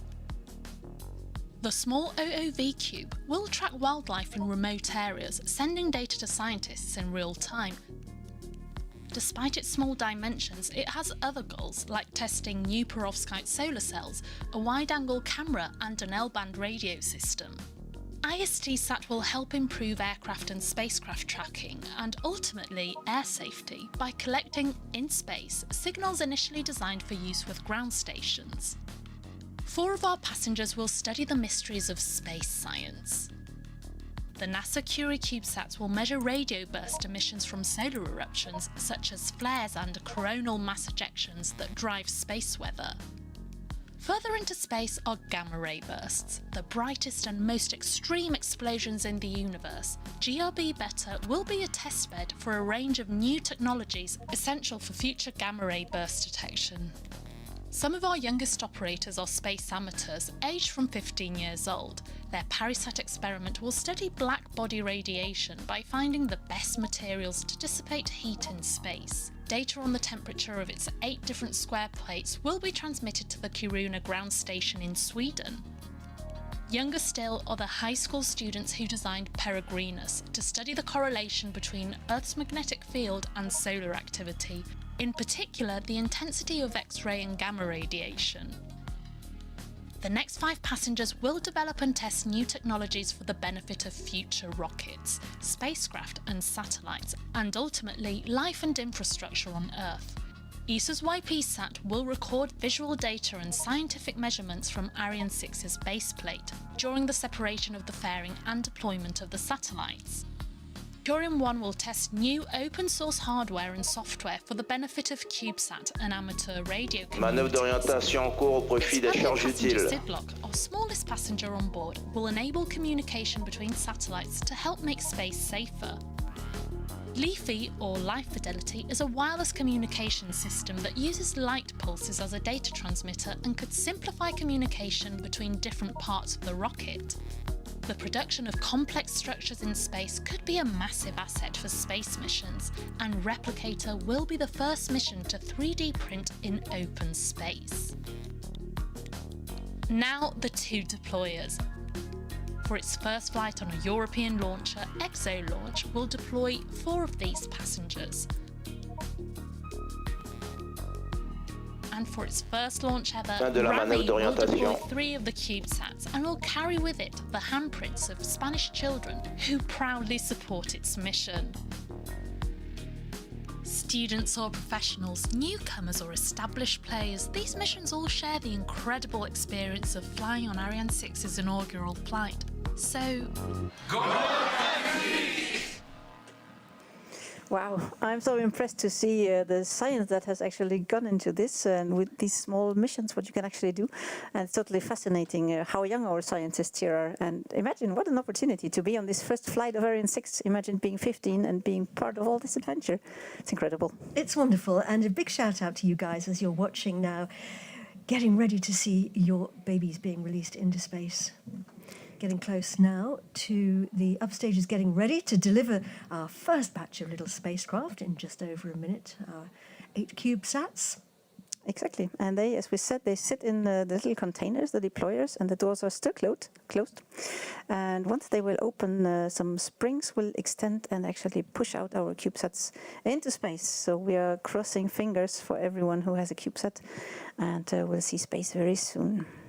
The upper stage, and we heard that confirmed by the range operations manager, has done the orientation maneuvers that were necessary to be now in the right direction and pointing to where our CubeSats actually need to go. And the APU is switched off in order to avoid that we actually collide with the CubeSats. Very important. Extinction APU. Now we have the confirmation. It is actually turned off, the APU. So now our CubeSats are ready to be released. They're going to be released in 3 waves.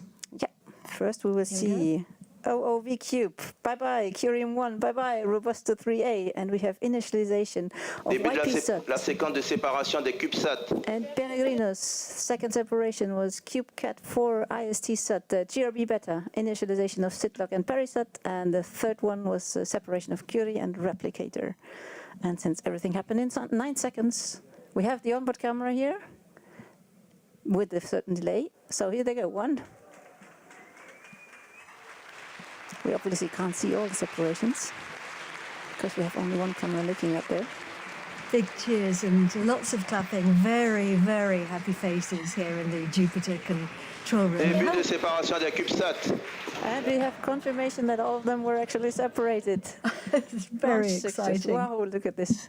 I have to tell you that the atmosphere here in the Jupiter Mission Control Center is absolutely electric. People Actually, no one is in their seat anymore. They're all standing up there. Yeah, clapping, some whooping, absolutely over the moon. This is remarkable achievement for all the teams. Hats off to all involved getting this far on the first flight. Congratulations to Ariane Group, CNES, ESA teams, and all the partners involved in all the 13 countries in Europe.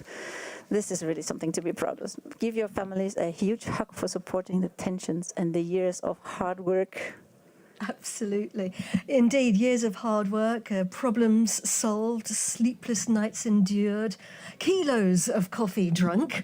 Exactly. A lot of time also without the people who were actually here on site in Kourou preparing this launch, being away from their families. So thanks to everyone out there supporting this. Absolutely. So we still have 2 more passengers on board and we are going to be releasing them. They are our 2 re-entry capsules. Tina, do you want to tell us a bit more about those? Yes, so these capsules, they will actually test the technology for returning to Earth through our planet's atmosphere. And it will take now over an hour and a half to get actually to this next bus stop where we want to release them.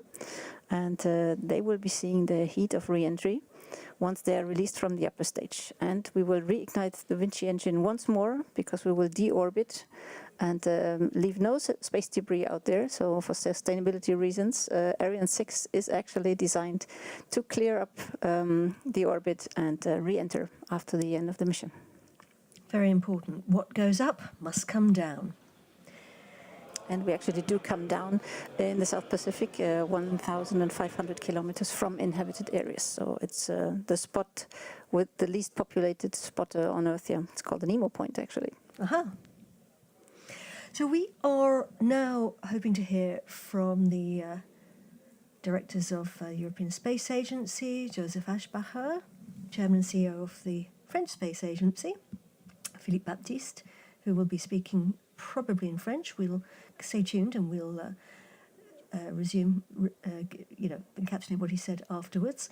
Martin Sion, who is the CEO of Ariane Group, and Stéphane Israel, who is the CEO of Ariane Space. They're coming to the floor, hoping to hear from them very shortly. I see them all in position here. They're standing next to each other, so we can expect to switch over to them very shortly. Yeah, they've got thumbs ups. Thumbs up. Lots of clapping. There we see them. From the left to the right, as they were just called out on the left side, Joseph Aschbacher.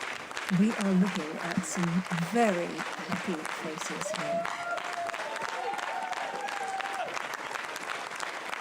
Indeed, very happy faces. Let's cut our mics now and listen to them. We are ready. We are ready.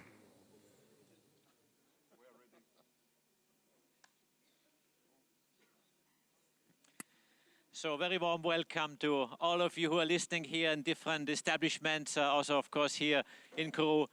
It is electric here. There's such a good mood. There's such a fantastic feeling here. But let me really just express a few emotions from my side. A big thank you to all of those people who have worked on this launcher. We are making history now. We're making history. We are succeeding. We still have a bit of work to do, just to be very precise, but we have made very important steps. We had the third separation command of the payload. We had the APU, firing and cut off. We had the upper stage firing cut off, the Vinci engine. Everything is nominal. Everything is going so well, and this is such a beautiful moment. So thank you, industry. Thank you, task force members. Ariane Group, Ariane Space, CNES, we have been working together with my team of ESA. Everyone has been really giving its best to make this a success. It's a historic day for ESA. It's a historic day for space in Europe. It's a historic day for Europe because this powers up Europe, because we need the data from the satellites that our Ariane rocket will launch in the future. So big thank you, big day to celebrate from our side.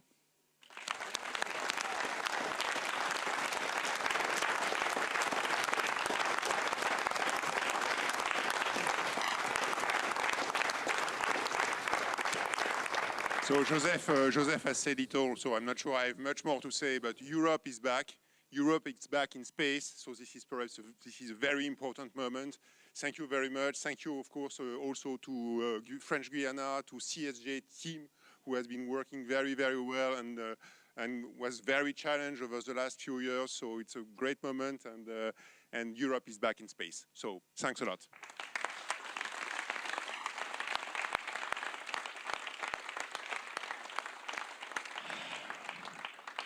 So good afternoon, good evening in Europe. Today, Ariane is back.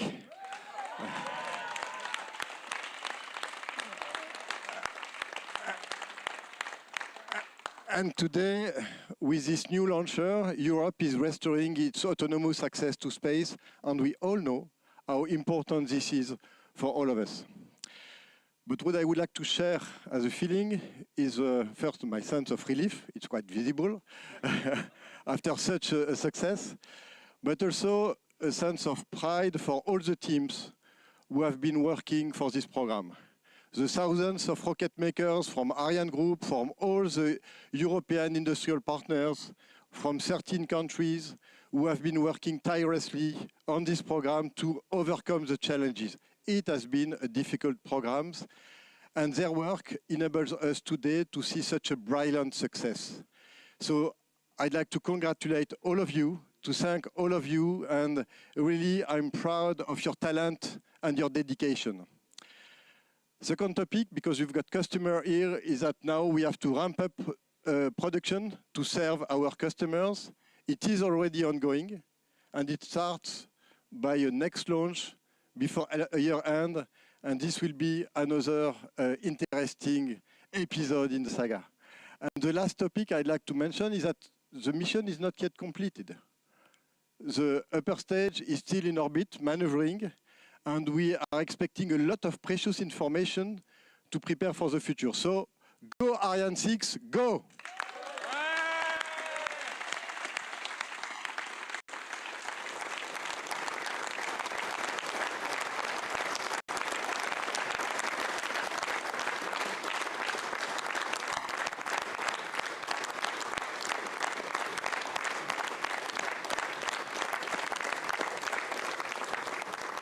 So I want first to thank all the member states who have participated in the funding of the program. We have here former Minister Geneviève Furazo, we have Anna Chrisman, space coordinator in Germany, and it would not have been possible without their continuous support. So thanks to all of the member states of ESA who made this success possible.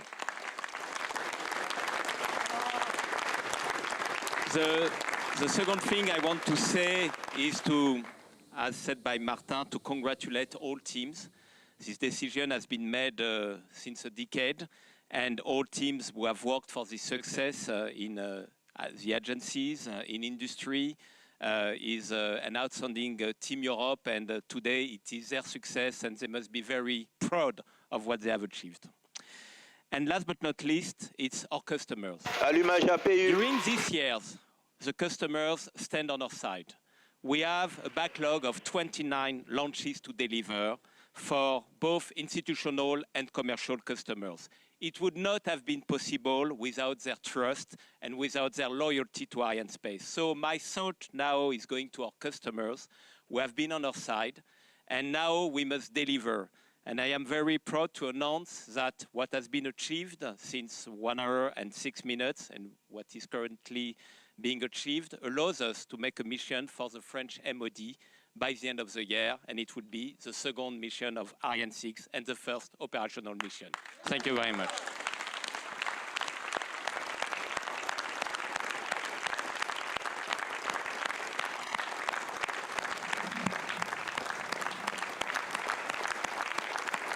So, Europe is back, powered by its new rocket, Ariane 6. Congratulations to all the teams. You can really see the relief here and the recognition for the teams. And I'm very happy that the big bosses shared this actually, because the team effort that has gone into this was simply amazing. And I think they they expressed it very well. Now you see more and more happy faces, and they're turning in all directions to congratulate each other. What we heard also calling out, the range operations manager said that the APU actually already switched on again. This is, let me call it, another major achievement, and there are many more to come in the ongoing coasting phase. So I don't find words to count the major milestones anymore that we could have achieved here today. It's mind-blowing. It's fantastic. So we are going to take now a break because our next passengers are going to be released in about an hour and 25 minutes before we get to the next bus stop to release them into space. So we're going to take a little break now for about an hour and 20 minutes. And during that time, our rocket's going to do nearly a lap of the Earth. Yeah, and while it's doing this lap of the Earth, it's actually doing a lot in the so-called demonstration phase. So this is a very important phase that we won't comment on right now, but this is a very important phase for the qualification of Ariane 6. And in quick word on what's going to happen in the last section. Indeed. So don't miss this last part of the mission, because the return to Earth and splash into the Pacific Ocean of both Ariane 6 and the two capsules will be an important moment. And we are going to have a replay of that fantastic launch. Join us after that in an hour and 20 minutes to find out about the mysteries of Space Case and Bikini. Now watch the replays.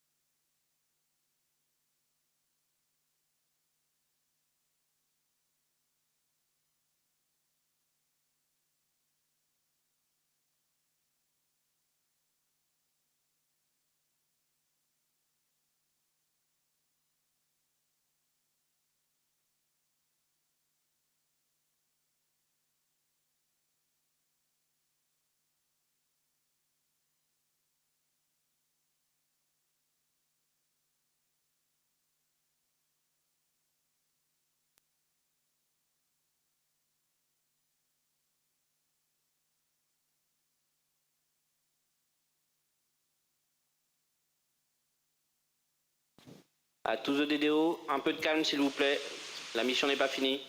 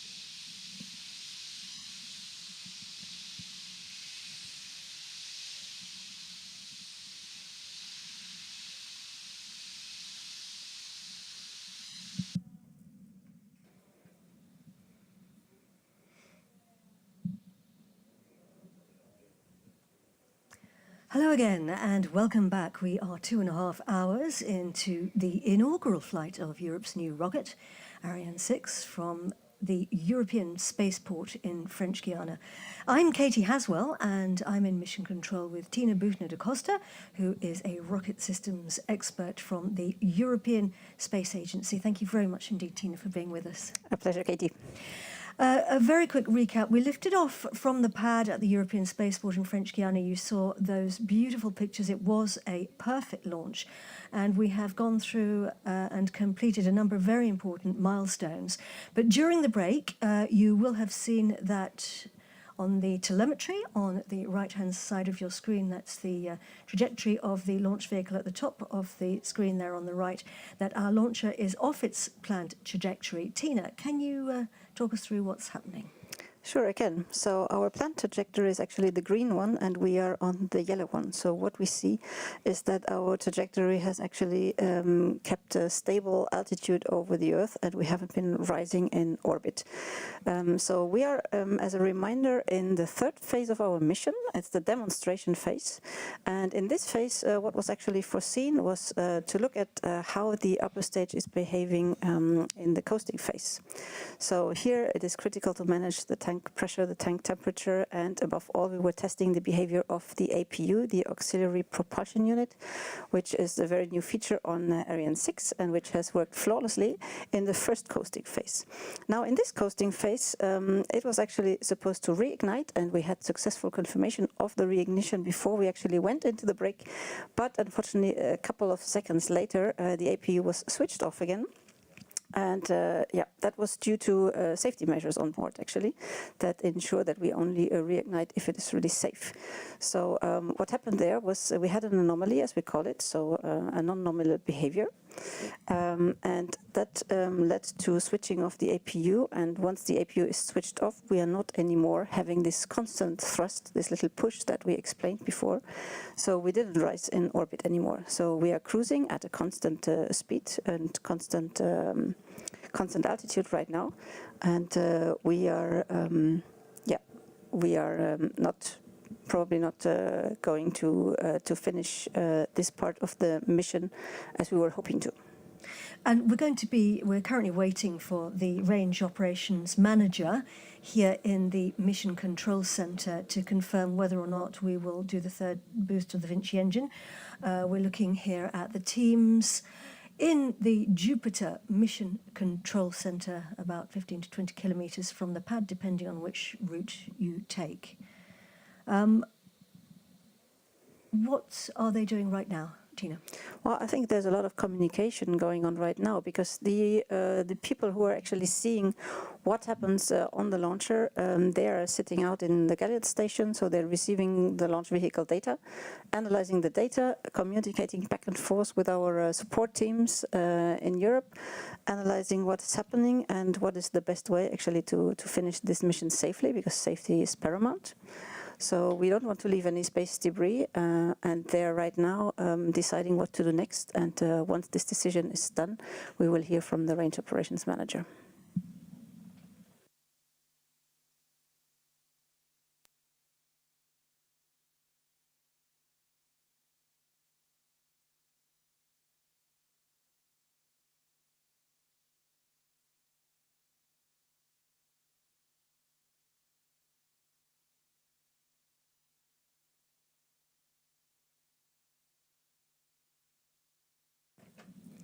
So obviously we have to absolutely have the right conditions, don't we, Tina, to release passengers, and we're waiting to find out whether or not we're waiting to hear from the range operations manager. Yes, let's not forget, part of our third phase in the demonstration was actually to initiate a deorbit burn for the upper stage, and on the way to also release 2 capsules that we have on board.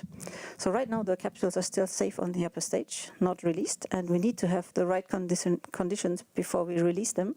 And the right conditions for this release means that we actually turn the upper stage into the right direction. We initiate a burn with Vinci, and this burn has to be prepared. The reignition has to be prepared.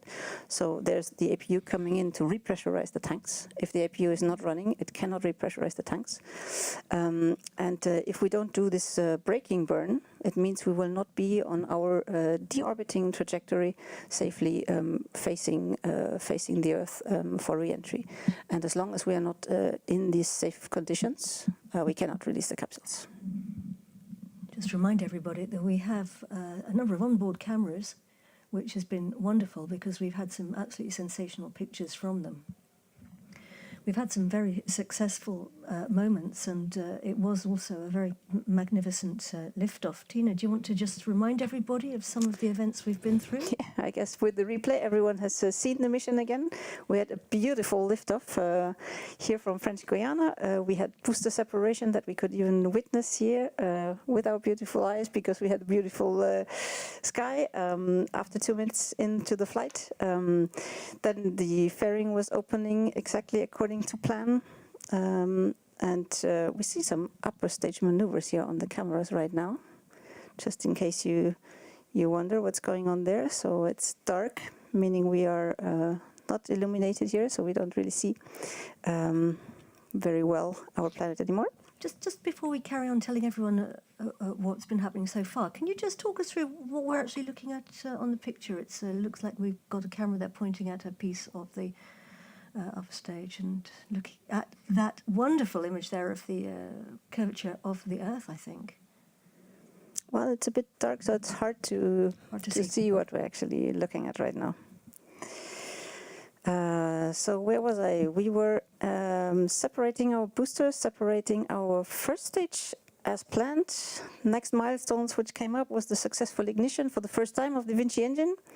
That burned according to plan, 10 minutes. And during this first burn, we actually switched on the APU for the first time.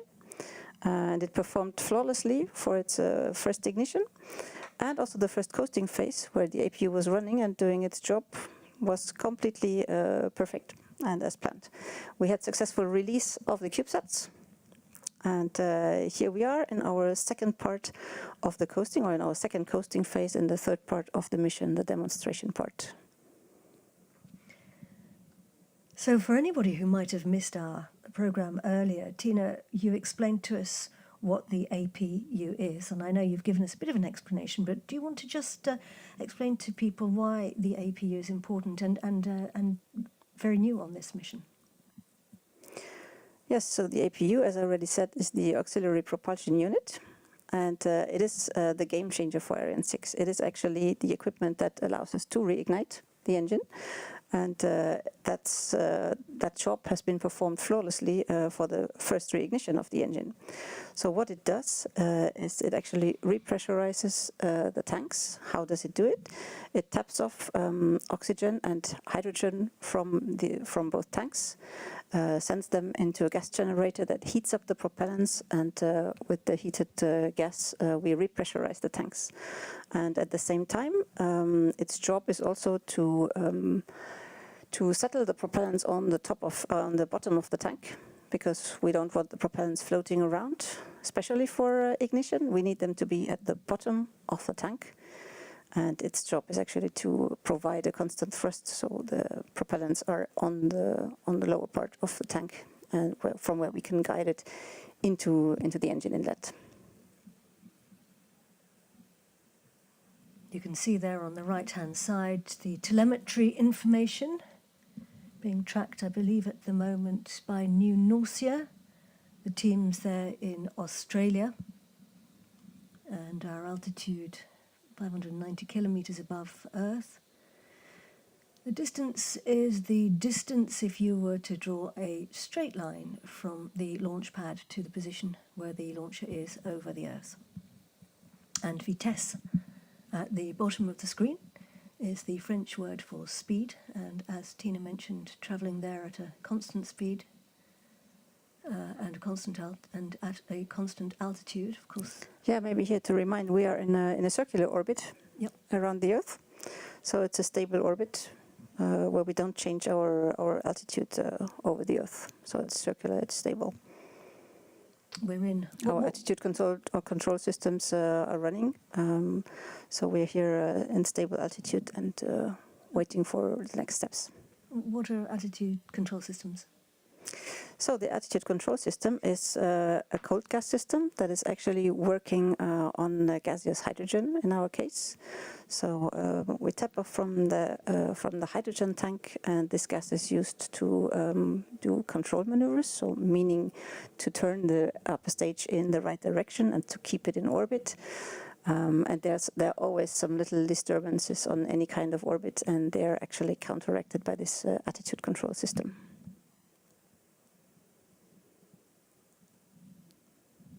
teams here in mission control. The glass you can see is special glass. It's for protection. In fact, it's so thick that when you bang on it, people can't actually hear you banging.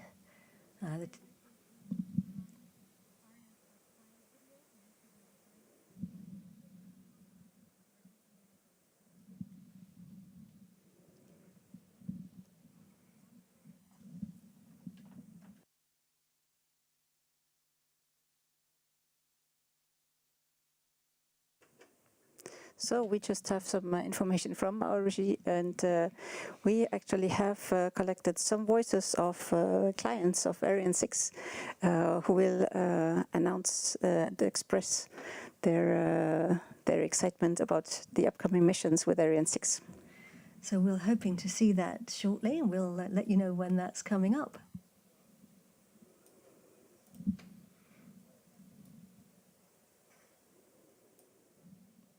In the meantime, we're looking here at the teams, as we said earlier, in the Jupiter Control Center.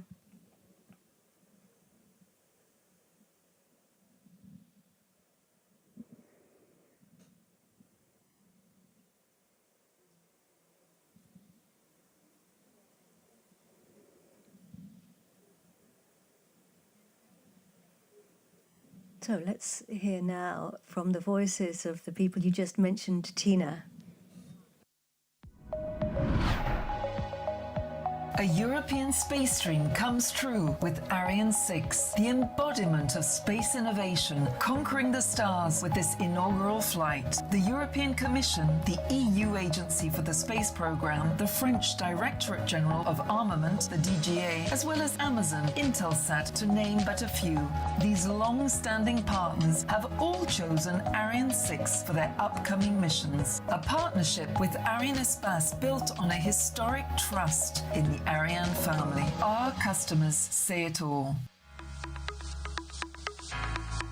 Intelsat is the world's foundational satellite communications company. DGA is kind of unique institution. Its main mission is to provide equipment to the armed forces and to prepare the future of our defense system. Our mission is to deliver high quality, affordable connectivity to customers around the world, especially communities in unserved and underserved parts of the world. We provide safe and secure Galileo and Diagnos services. The Commission is responsible for shaping the Union's space strategy and managing the European Union space flagships Galileo for satellite navigation, Copernicus for Earth observation. Arianespace is doing its launches from the European Union territory, and that underscores our common goal to strengthen the EU's space capabilities. Well, you know, we have a kind of special and long-term relationship with the Ariane family of launchers. They're extremely performant. Ariane 6 was selected for the anticipated technical performance, quality, and reliability of the launch platform. We are looking forward to launching Galileo satellites with Ariane 6. The success of Ariane 6 is key for our European capability to access space. It's an enormous undertaking and something we simply couldn't do without the innovation and commitment that Arianespace and our other launch partners demonstrate. We expect the best. We expect professionalism, we expect agility. That the Ariane 6 performance will be steadily increased in line with Arianespace planning. Timely, effective, and performant launch services. And this is why we have chosen Arianespace and Ariane 6. Our work together supports thousands of jobs and suppliers in Europe, the United States, and French Guiana, and our partnership will have an impact that extends much further. Today, Ariane 6 successfully lifted off in Europe's spaceport in French Guiana on its inaugural flight. This sets off a new era of autonomous European space transportation, bringing a more affordable, flexible, and high-performance access to space. Altogether, with you, our partners, customers, and friends, we are kicking off the success story of Ariane 6.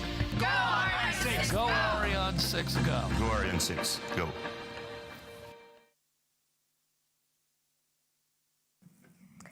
So it's been a big day for European space. Ariane is back, and we've gone through some excellent milestones There has been an anomaly, so we are waiting to find out now from the range operations manager, and we will be coming back to you shortly afterwards. We're going to take a little break, so stay tuned for more information.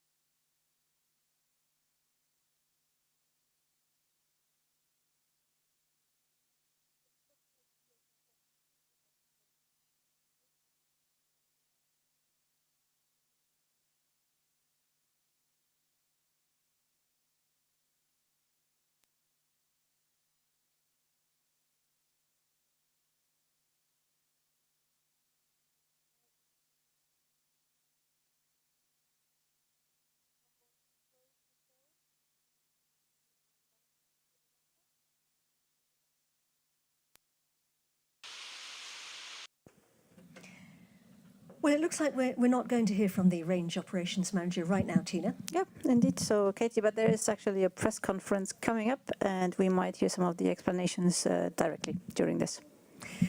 So we are coming to the end of our live broadcast now. Thank you for joining us on this historic launch. It's a successful day for Europe. We started the next chapter of European spaceflight. Yes, Ariane is back, and Europe has re-established its access to space today. So that's a great achievement for everyone involved. Yes, let's congratulate again all the teams involved in the preparation of this incredibly successful inaugural flight. This enormous team effort deserves to be celebrated. All the best for you and the future flights of Ariane 6 coming soon. Indeed. And Tina, huge thanks to you. It's been such a privilege to have you with us sharing your expertise. Thank you, Tina. The pleasure was mine, Katie. And also thanks to all the live broadcast teams who have brought us this show. Stay tuned for the post-launch press conference. That's coming up, I believe, at about 7:30 local time here in Kourou. Yes, and that means Central European time, 0:30 a.m., so half past midnight. Yep. So, from me, Katie Haswell. And from me, Tina Buchner da Costa. Goodbye. Goodbye.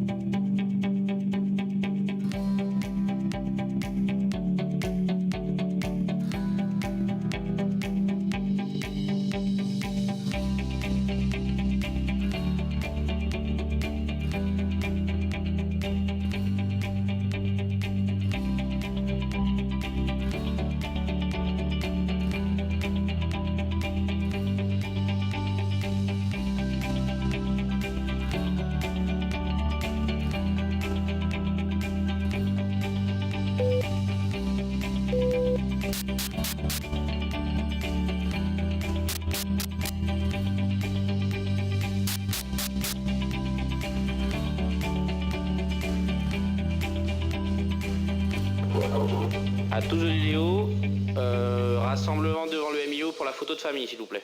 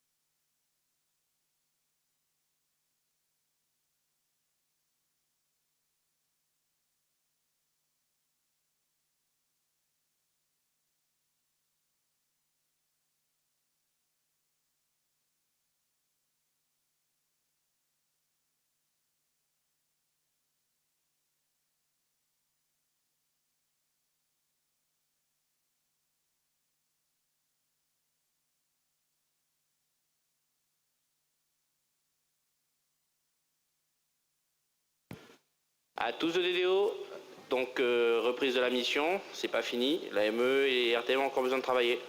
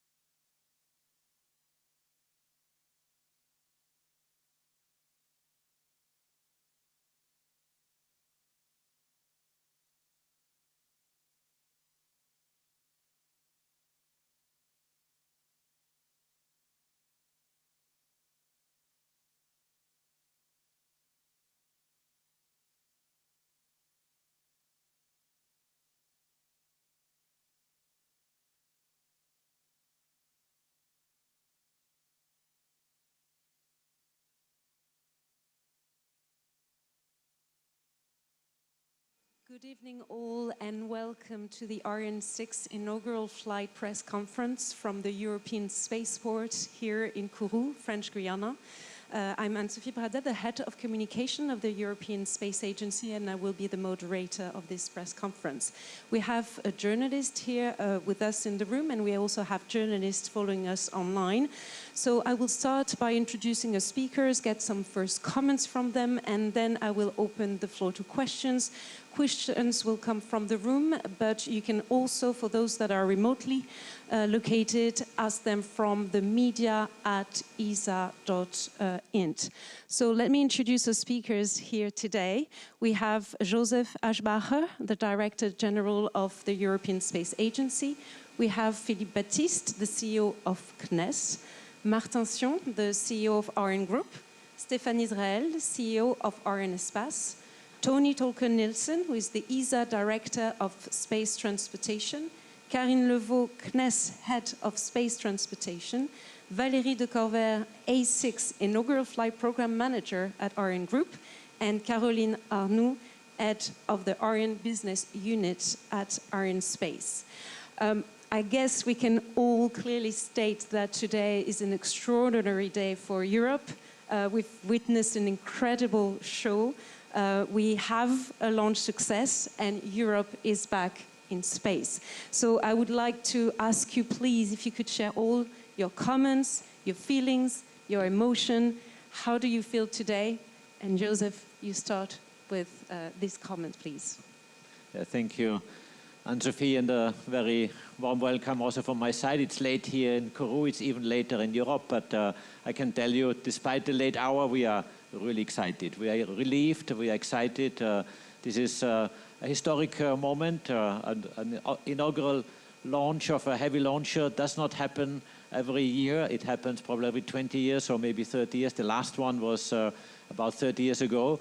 And today we have launched Ariane 6 successfully, and this is a big milestone. So Europe is back, as you were saying. I feel personally relieved, but super excited because this now brings us back on track. We will, of course, we are on plan now to launch another mission before the end of the year. I think I give the privilege to Stéphane Israël to announce, but before the end of the year, we plan the next launch, and then of course we start with the ramp up as of next year, as according to plan. So yes, Europe is back. This powers Europe back into space. It was very important for the European Space Agency, as you can imagine, but much wider. It was very important for space in Europe and even for citizens across Europe because they depend on data which our rockets are delivering into space. So very happy and a big day, and really I can't wait for the next steps to come. Thank you, Joseph. Yes, Europe is back. We are back in space. We are back in business. It's a very important day because we are talking about Europe's sovereignty, European access to space. You are not a space player if you don't have access to space. So it was a very, very important day, and it's a great success. We are very, very happy about that. So it's amazing. The campaign was, I would say, well, perfect. The launch was very good, and so it's really a great day. It's an amazing first launch. On a personal feeling, I just want to mention how proud I am from my teams, of course, my CNES people who have been working on the launch pad, of course, on building the launch pad, but also to run the CSG but not only proud of CNES people, also proud of all people in the program, people from ESA, people from Ariane Group, people from Ariane Espace, and with all our partners all over Europe. So it's really a great achievement today, and I'm very, very happy. Martin, please. You know, a lot has been said. First, I feel relieved after this success because even if everything which could be done at ground, you know, in terms of test, in terms of calculations, etc., we all know that an inaugural flight is not a walk in the park, so it's better to have it behind us. And so I absolutely feel relieved, and I will share what said Philippe. It's also a matter of pride for all the people who have been working in this program. I mean, this has been a difficult program thousands of people working on it in Ariane Group, in our industrial partners. And I think it's really something which that I want to acknowledge today, and I already congratulated them, but I want to insist on that because what has been done is just huge. What you did not see is that there was no problem during the chronology. The flight was uneventful, all the launcher part was uneventful, and it shows the mastery of the launch pad, the launcher, all the launch system, which has been developed by the team over the last months, and this is something which is a real achievement. Stefan, your turn to share with us your emotions. Yes, so again, we need to thank all the support we have had during all these years from the member states. We need to congratulate the teams who made this success, from ESA, from CNES, Ariane Group, with the support of Arianespace. We have here some experts. They happen to be ladies, by the way, and apart from Tony, but and some others are in the room, and I think it's very important to tell to all of them what we owe to their level of expertise. And indeed, what has been achieved tonight is now enabling us to prepare at full speed the next launches. We have a very motivating target, which is to make the second launch by the end of the year.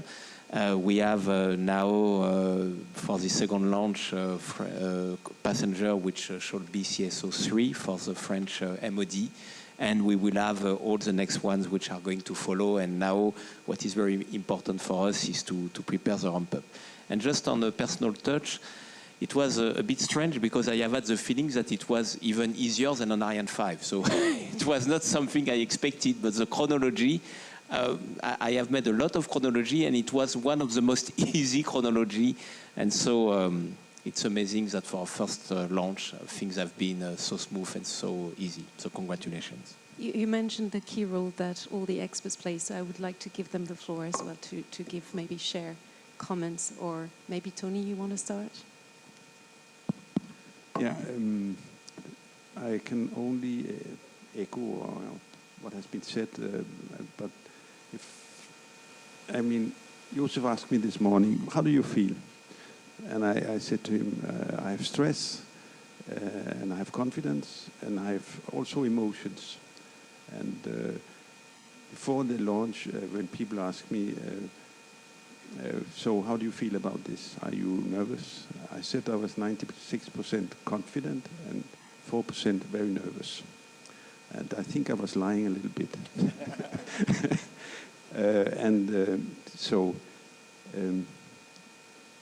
Now all this stress really turned into emotions, and we were so happy. We have been working very, very hard to make this happen. We have been on track with this for more than half a year, for 7-8 months. We knew we were going to launch around the 9th of July. And we have been working so hard and so long hours, and this has been crowned by this incredible success. And I get emotional about it. Karine.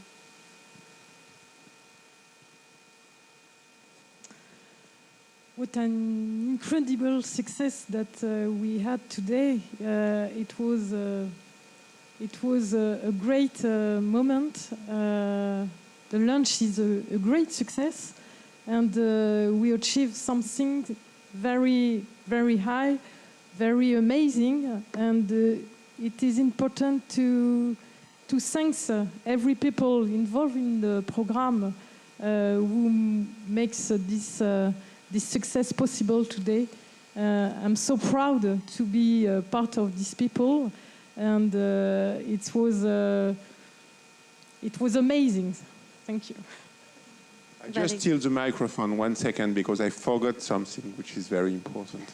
Because we have thanked our teams, and that of course it's amazing, but we have not thanked, all the people who ensure the safety and the security of the site and of the launch. And I am thinking of the Force Armée de Guyane, so both legionnaires on the ground and gendarmerie, but also in the air. You could see Rafale up there, but not only, helicopters and all around. and an amazing number of people who have been dedicated to ensure the safety and the security of the base and of the launch. So I want to thank them. We always have to think that they are always there for each launch, and so thank you very much again. Thank you, Philippe, for mentioning that. Valérie, and then Caroline, please. Yes, personally, I was in the launch center where are the operators for the chronology and also all the engineers. And this team, this Ariane group, ESA, CNES team, has been working now since the start of the campaigns, so since several weeks, really day and night, I can say that, weekends. And there was a lot of emotion. There was also a lot of serenity concerning the chronology we were going to face, because we had repeated more or less the same type of chronology during the combined test of a launcher, which we did last year, with a lot of success also. But there was a lot of excitement, and yes, I must say a lot of emotion. And it was really a great moment to be there with all the team and to be able to share it with all of them. And I think we were all so proud of what we had achieved all together. And this is something we will remember for our full life. And it's one moment in time in a professional life for sure, and even in one life, I would say. Thank you, Caroline.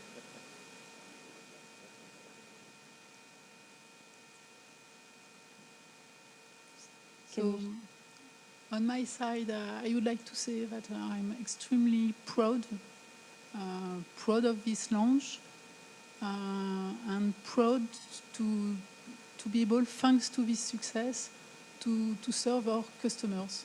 We have a lot of customers which were waiting for Ariane 6, and Ariane 6 is there.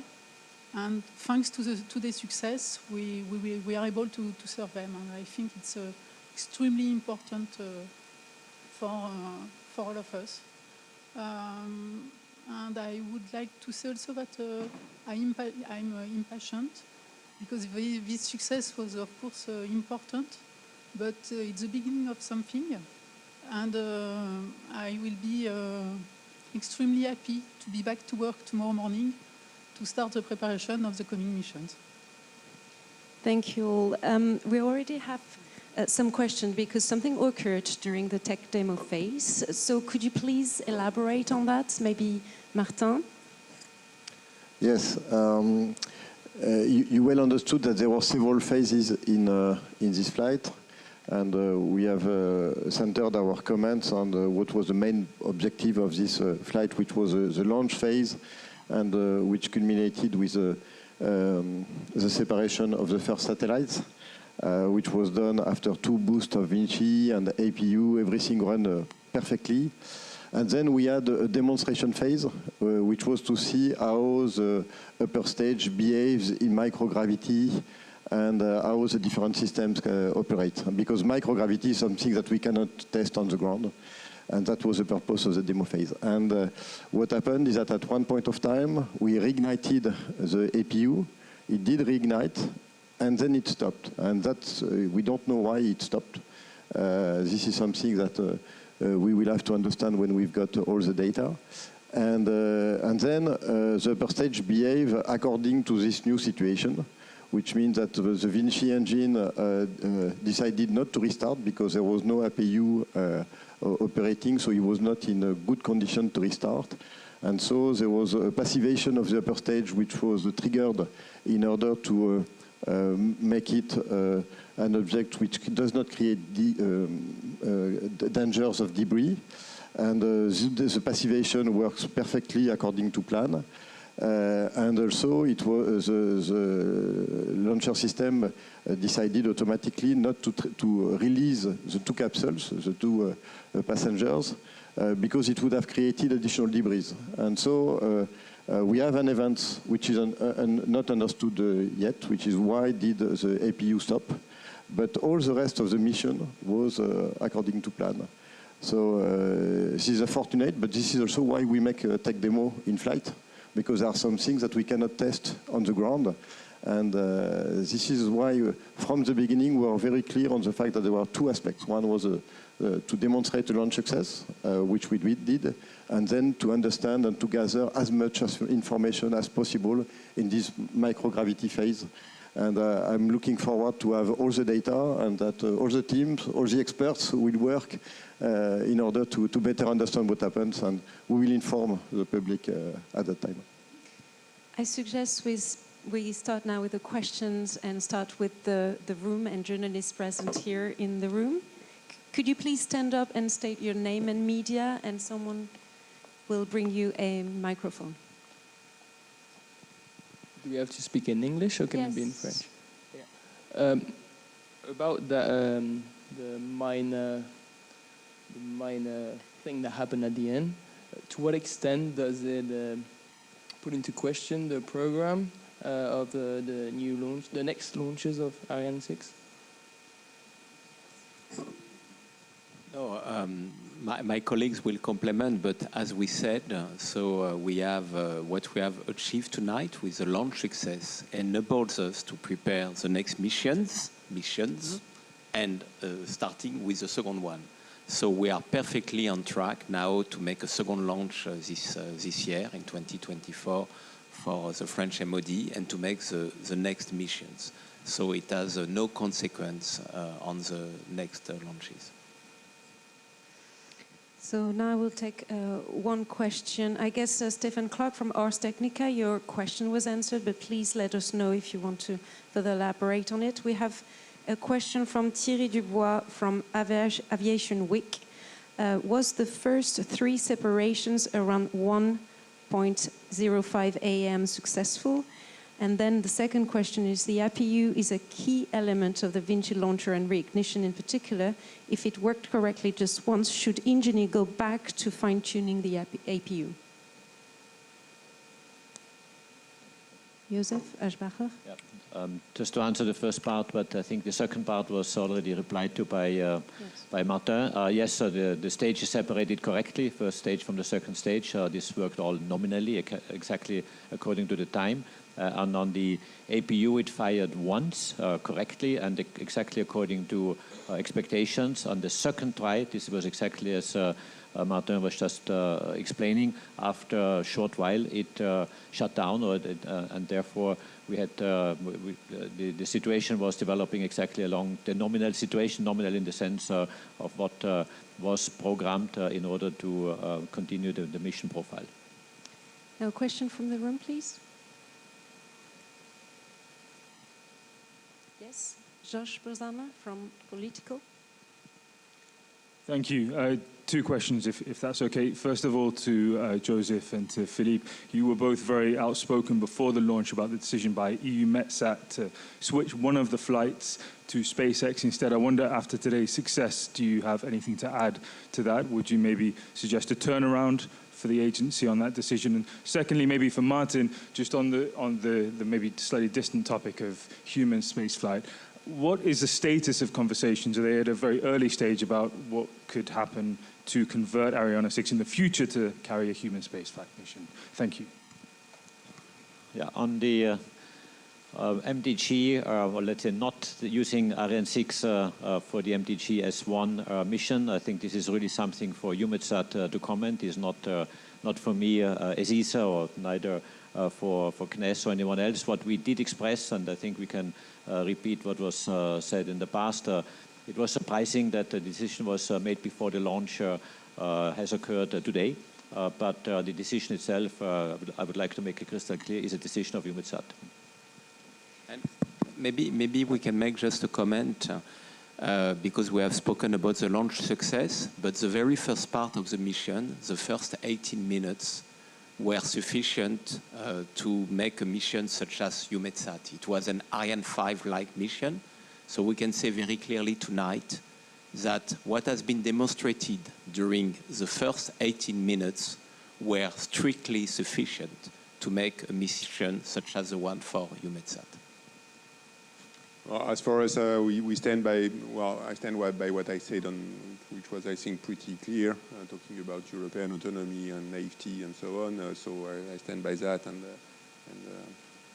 I'm not sure it's the right time to discuss this right now.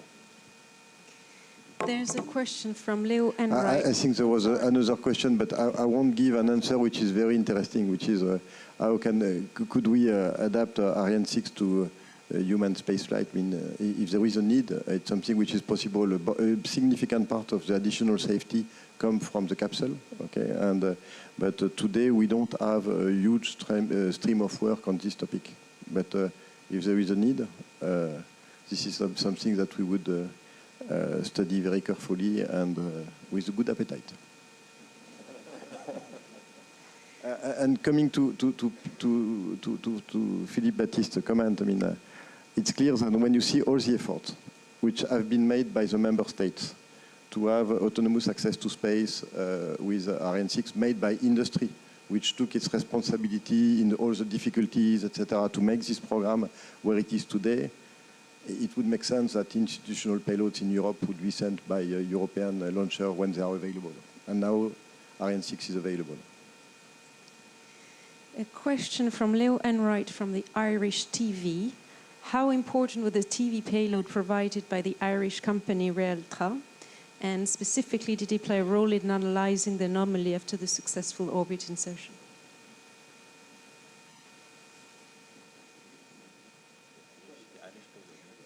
Tony.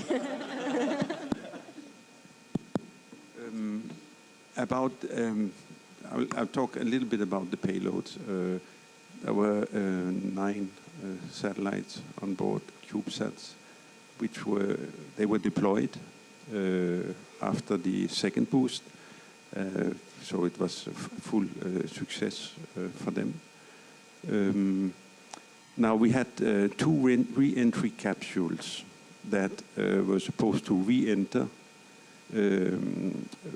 or supposed to be released when the upper stages were on the re-entry phase. This unfortunately did not happen because of this anomaly we had with the APU. So unfortunately they could not be released, and they will stay together with the upper stage so as not to create more debris. We have a question from Peter B. Deseldin from Space Intelligence Report. We answered most of your question, Peter, but you have a follow-up one on that I will now say. Is it not the case that the APU anomaly will not permit a full ramp-up until the anomaly is fully understood? You know, as it is a global practice, when you've got something that you don't understand, you have to understand it to see if it can have consequences, okay? But when we make a flight like the one we did today, what is important is to have clear objectives and to say, okay, if we have met this and this and this, we are where we should be in order to authorize the next launches, etc. And all that has been fulfilled. So it's true that in the next days and weeks, when we have all the data, we will analyze to understand better what happens. What is clear is that the APU, when we restart it in microgravity, it's very different from the start that we did before. And so we knew that the way it would behave would be different, okay? But a lot of missions do not need to be restarted in microgravity. This is a flexibility that we could use or not. And this is something that we will adapt the flight profile depending on what we find for this. But as Stefan said, for the missions we foresee, we believe that we have already, I don't know, the largest part of the missions which are already demonstrated by this flight. There's still many questions on how long the... I'm sorry. And maybe just to be 100% clear, so we are prepared to make a second launch this year and 6 next year.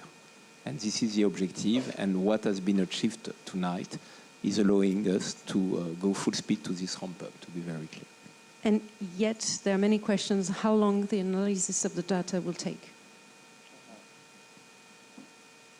You take it? I take it. Yes, you take it.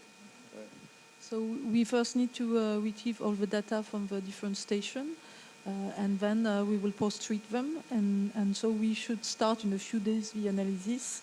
And normally we take between 1 to 2 weeks to do the analysis, the first analysis of the data we have from the launch. So in in 1 to 2 weeks, we should have much more information about what happened. And basically, what we have here in the tech demo is the kind of information that we had previously when we were making combined tests. We had behaviors we needed to explain in combined test in French Guiana or in Lampolshausen with upper stage, and each time we took time in order to better understand and build the reliability of the launcher before deciding to launch. So this is additional information. The team will work on it as we did previously during the development. Let me add one comment here, which is really the way how we then communicate. We will be very transparent. We have been very transparent in the run-up to this point of the inaugural flight. We have created a task force about 2 years ago, and I think this mechanism of the task force has also been an element that contributed getting to this stage here, I would say, with in a very smooth way. And one of the policies that I introduced, or we introduced in the task force, was that we do publish the result of our discussion or the progress of the mission after the meetings, and we have done so regularly after each meeting when we had major progress to report. So exactly like we did in the past, we will continue to do so. We will analyze the data, we will discuss them in the task force, we will publish the results so that everyone is well aware and well informed. And this is a very important issue for us all in the task force, that this transparency is given to you, that you perfectly know what happens and what issues are. Thank you. Is there a question from the room, please? No. Let me check online. Okay, I have a question from Guillaume Langin from Ciel Espace. Let me just translate it. The last APU and Vinci reignition was meant to deorbit the second stage. Given it now orbits at 580 kilometers, which is a high altitude, for how long will the second stage, which weighs more than 2 tons, remain on orbit? And does that mean it will be uncontrolled when it re-enters towards Earth? So I don't know how much time it takes. I'm sure that some experts know, but today I don't know. Karine, maybe you know? No, you don't know. The microphone, no? So I don't know. What is clear is that there are a lot of upper stage which are still orbiting and takes sometimes several years to go back, depending on the orbit they are. And so it's not a unique situation. But what is true is that we did not demonstrate today the deorbitation of Vinci. Okay, that's clear. But with a second boost of Vinci, we would have been able to deorbit it. And this is something which does not create more hazard than what happens with the vast majority of launchers. And the upper stage will, at one point of time, burn into the atmosphere. We don't have additional questions in the chat unless one of you wants to further elaborate. In the room, last call. Yes, please. Can you stand up and state your name and media, please, and wait for the microphone? Thank you. I have a question to Mr. Israel. You talk about a second launch at the end of the year. Could you precise the date? It will be in November, in December?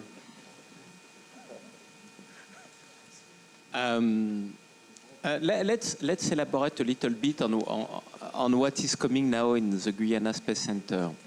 There is a Vega, which is coming. And this Vega will be after summer, it will be early September. It will be for Copernicus satellite. Then we will have the return to flight of Vega C, which is now under the control of another task force with Joseph Aschbacher, Tony and Giulio Renzo from Avio, so it should be end November. And it means that the second launch of Ariane 6 is now forecasted in December, after the return to flight of Vega C. Thank you. So 3 launches coming, so it's also the mark that we are back. I have no more questions, so I guess this closes the press conference. We thank you all for your presence here. We thank you for the questions for those that were remotely located. And I think we all want now to celebrate, because again, it was a big, big success for Europe, and I think a round of applause.